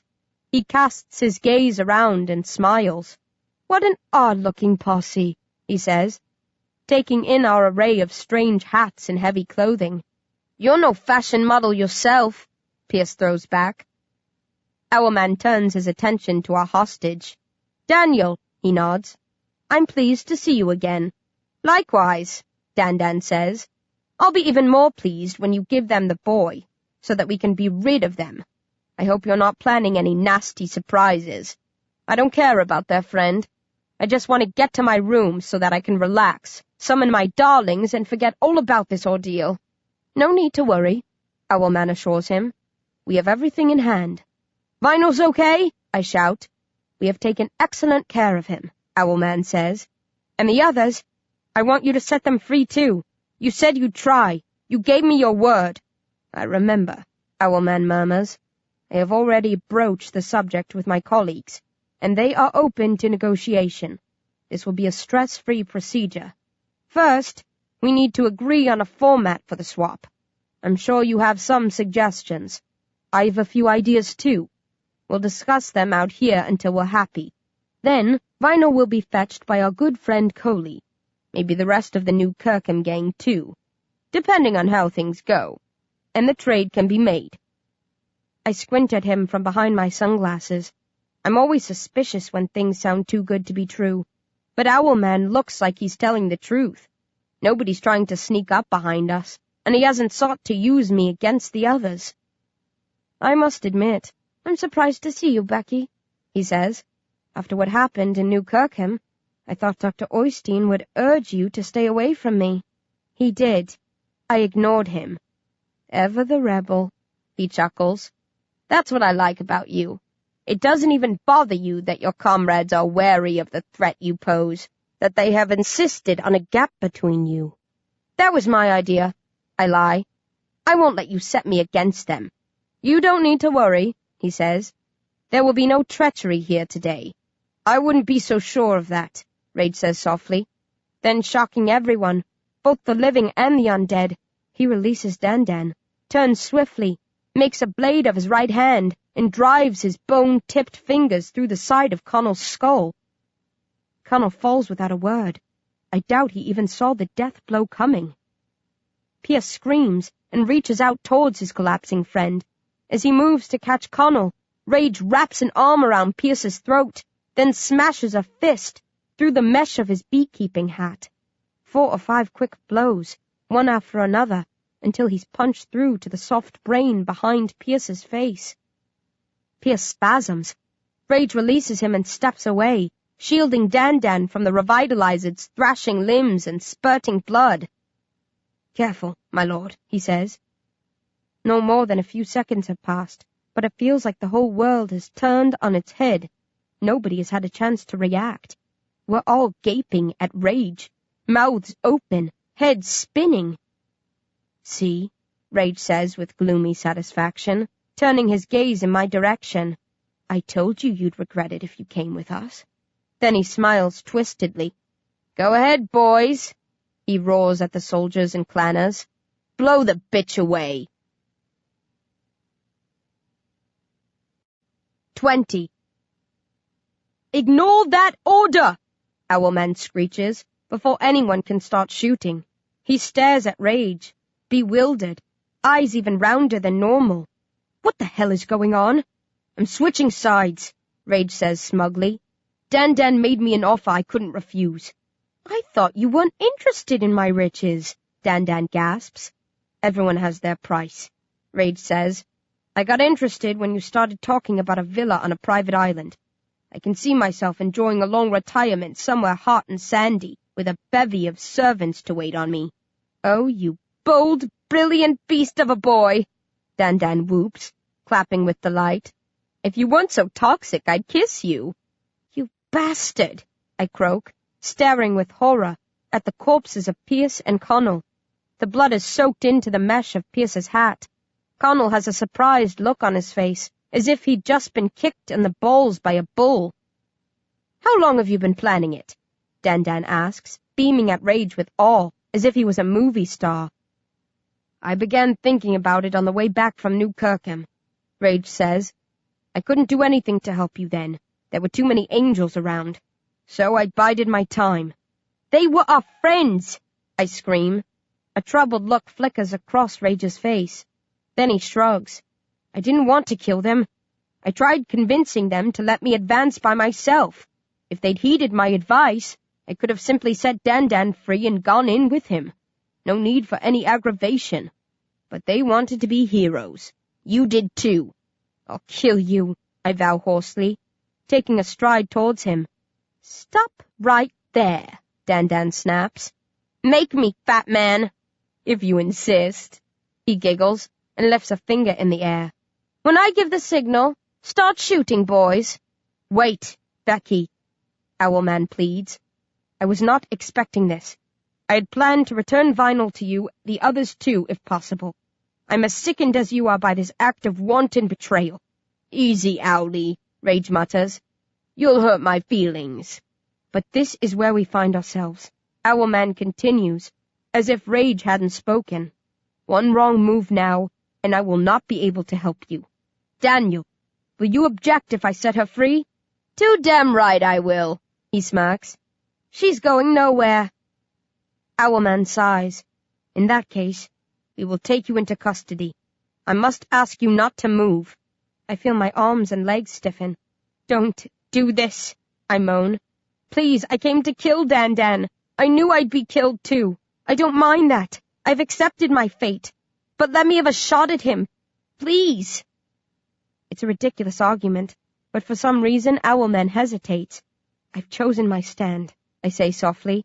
"I probably won't get to that child-killing demon in time, but let me die knowing I did my best to make a difference."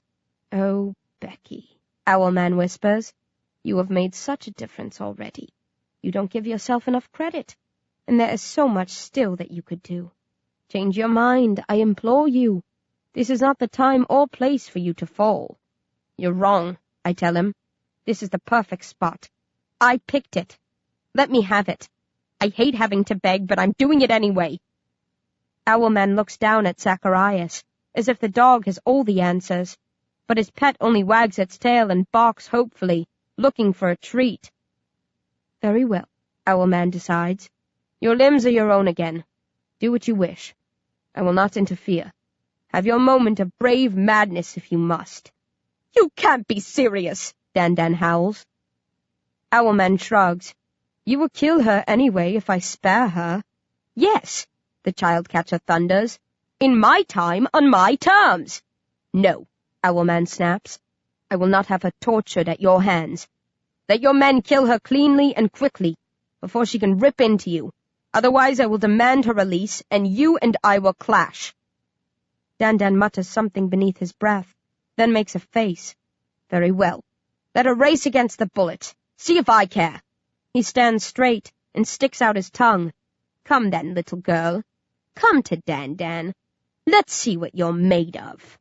"You better hope they don't miss, big boy," I sneer, taking off my sunglasses and hat, setting them by my feet, leaving them behind to serve as a memorial until the wind blows them away. I square up to Dan and flex my fingers. I'm grinning.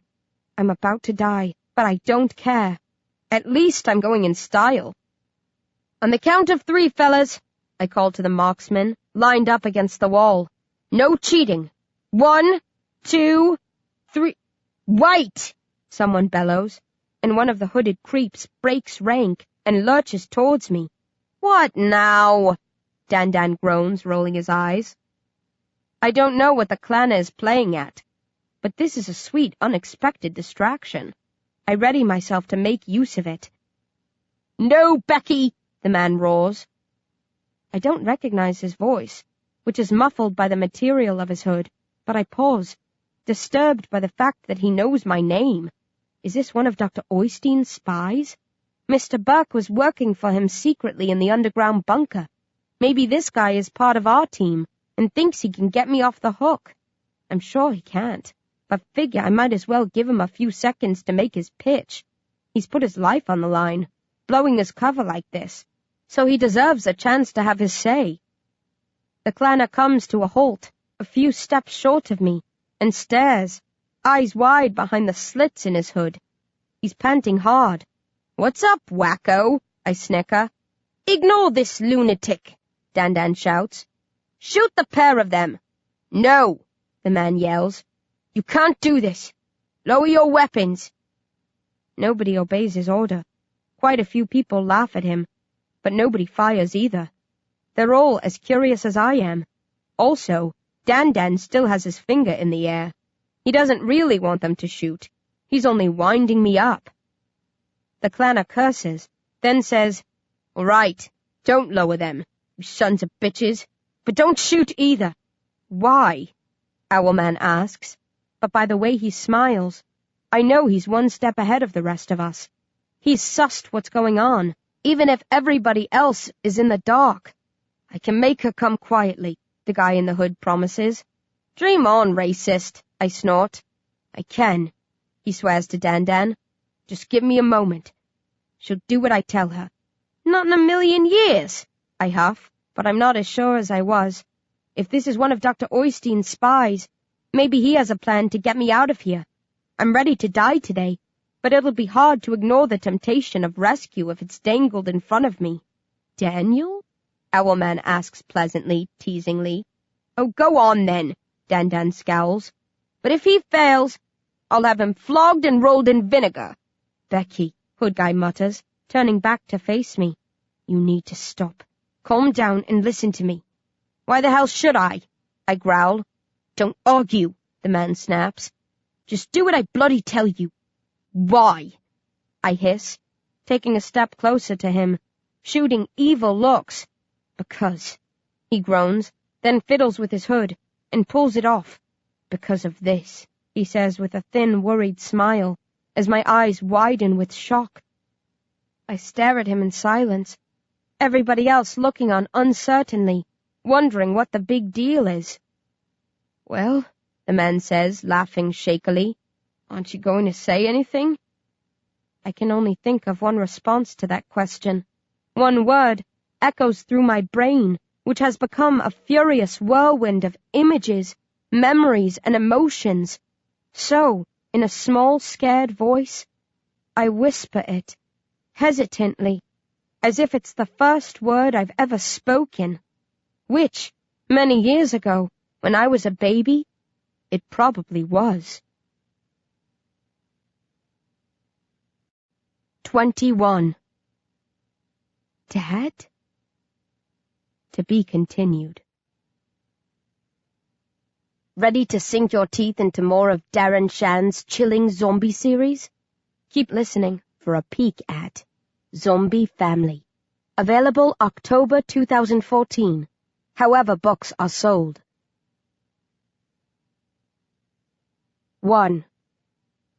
The guy who handcuffs me is wearing gloves so thick that you could safely handle radioactive material with them.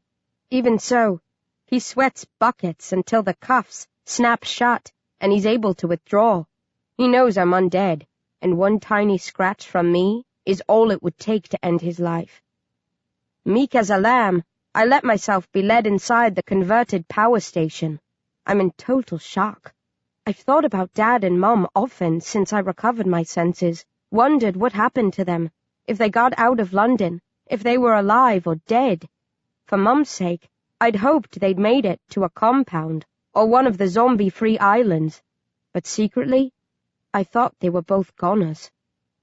Now Dad has popped up, out of nowhere, in the middle of my enemies, to save me from what would have otherwise been certain death. I don't know how to react, whether to feel grateful or hateful. Things were always weird between us. I loved him so much. He was clever and funny, thoughtful and protective, in some ways a perfect father. He provided for me and Mum, fought for us when he had to, gave us all that he could. When he heard about the zombies, his first instinct was to rescue me. He risked his life for mine. At the same time, he was a racist bully. He beat Mum and me regularly, usually for no good reason. He told me to hate anyone of a different color or creed. He tried to turn me into a mirror image of him, a creature of bigotry and loathing. I didn't want to grow up like my dad, but I never stood up to him. I chuckled at his insulting jokes. I read the hate lit that he stacked our bookshelves with. I pretended to share his twisted beliefs. Over time, the act became reality, and, to my shame and horror, I began behaving like him. I think, given a few more years, I might have turned into a daughter he could have been truly proud of. Vinyl used to warn me about the dangers of putting on an act. He was my best mate. But we had to keep our friendship secret, or my dad would have hit the roof. Vinyl often urged me to take a stand, but I couldn't. I was too afraid. I look around for the first time as I'm hustled through a series of rooms in the massive building. Most are loaded with supplies, food, drink, weapons. No beds. I guess the sleeping quarters are located on the upper levels. All of the external windows are bricked up. Through the internal windows, I can see into a courtyard. Glimpses of cages and hundreds of blacks, Arabs, and Asians huddled together miserably, soldiers and hooded clanners, keeping watch over their prisoners. My dad's marching beside me. He looks at me every so often and smiles. His fingers twitch, and I know he wants to reach out and hug me, or at least stroke my hair. But then he clocks the hole in my chest, where my heart should be, green moss growing thickly around it, and he reminds himself that he can never touch me again. Dan is on my other side. He's beaming like a child at Christmas. He keeps shaking his head and giggling. He wanted to bring me in, torture me, experiment on me, and treat me to a long, slow, drawn-out death. Owlman wouldn't play ball. When I begged him to let me die with dignity rather than be taken into custody, he insisted on a swift execution. Dad's unexpected appearance changed all that. I surrendered instead of fighting to the death. I think Owlman saw that as a chance to save me. For some bizarre reason, he doesn't want me dead, but Dan does, and, as far as that filthy child killer is concerned, he has me where he wants me, under his wing, at his mercy, ripe for the plucking. I can't see Owlman, but I can hear the clatter of his dog's paws on the floor behind me, so I'm guessing he's back there with Zacharias, his mutant hound. I'm betting rages with him, but I don't want to think about that backstabbing bastard, so I deliberately tune him out of my thoughts. We enter the courtyard, and I squint against the sunlight. If there was a roof over this place before, it's been removed, leaving the yard open to the elements. I left my hat and glasses outside. I didn't think I need them anymore when I took them off. Now, I wish I'd paused to pick them up. The light is blinding for a zombie like me. Are you uncomfortable? Poor little dead girl, Dan simpers. Would you like me to fetch a hat for you? Or call Coley and borrow a pair of his oh-so-trendy shades?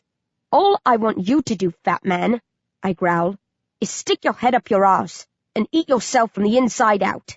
What a delightfully horrible thing to say, Dan cries, clapping his hands in admiration. You raised a real beast, Tom. Todd, Dad corrects him quietly. He winces at having to speak back. He was always subdued around powerful people. I was expecting a stench from the cages, but the air is thick with the smell of disinfectant. I spot teams of cleaners scrubbing down the ground around the prisoners. Then I remember that humans can't afford to leave a mess. Waste attracts flies and other insects, which can spread the Zom-B gene.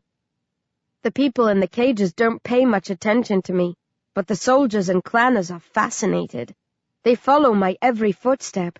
Some call out insults, but most just watch warily. I'm led across the courtyard and into the structure on the opposite side. I glance up at the famous chimneys before I pass into the gloom. They're an impressive sight. I wonder if this is the last time I'll ever see them. Then we're marching through another series of rooms. The walls here have been reinforced, with metal sheets bolted into place. The doors are thick steel. We stop at one that is locked, and a soldier hurries to open it. He steps out of the way and nods for me to enter. Wait a minute, somebody calls out before I step in, and a figure from my past comes strolling towards me. Josh Masoglia, I sneer. Why am I not surprised? Josh is smiling. The soldier looks as handsome and well-groomed as he did back in the underground complex, where he was the boss, along with a scientist called Dr. Cerberus. His charms were always lost on me. I never had much time for pretty boys. But Kathy, a fellow Zom-head, used to go weak at the knees whenever he walked into a room, and I think most girls would be the same. It's been a long time, Becky, he greets me. Not long enough, I grunt. As charming as ever, he grins, coming to a stop a meter from me. He's dressed in his army uniform and is clean-shaven, reeking of what was no doubt an expensive cologne, back when money meant something. He looks over my head, and his face darkens. I guess he's spotted Rage. No need to say anything, Rage says brightly. I can tell you're overwhelmed to see me again. That was a strange scene outside, Josh murmurs distastefully. It takes a special breed of person to turn on his own without even a flicker of guilt. What can I say? Rage laughs. I was born blessed. Josh's eyes are hard, but he leaves it there and returns his attention to me. He studies my wrists, cuffed behind my back. I can have those removed if you promise to behave. Like hell you will, Dan barks. She'd go for us in the blink of an eye. Not me, I say sweetly. I'm a good girl. I am. Then I gnash my teeth at Josh and make a growling noise. Josh shrugs. Have it your way. I just wanted to help. You don't have to do anything for me, I tell him, stepping into the room and facing the door, waiting for it to slam shut. I don't need creature comforts, just a coffin when Dan's done with me. Oh, I don't think that will be necessary, Dan purrs as the door starts to swing closed. There won't be enough left to warrant a coffin by the time I'm finished. He blows me a kiss. Sweet dreams, my darling. This has been an Hachette audio production of Zombie Clans, written by Darren Shan, read by Emma Galvin, produced and directed by Audio Media Production.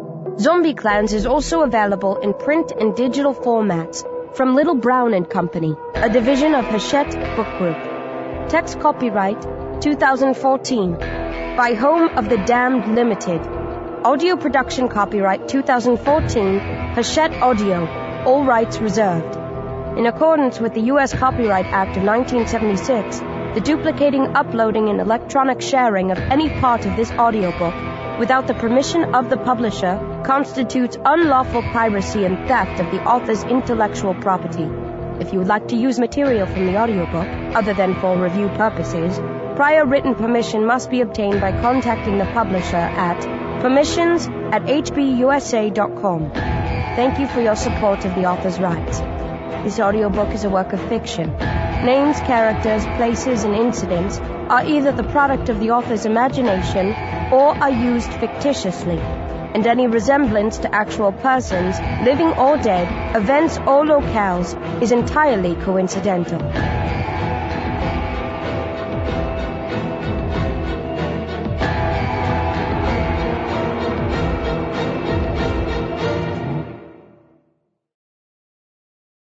Audible hopes you have enjoyed this program.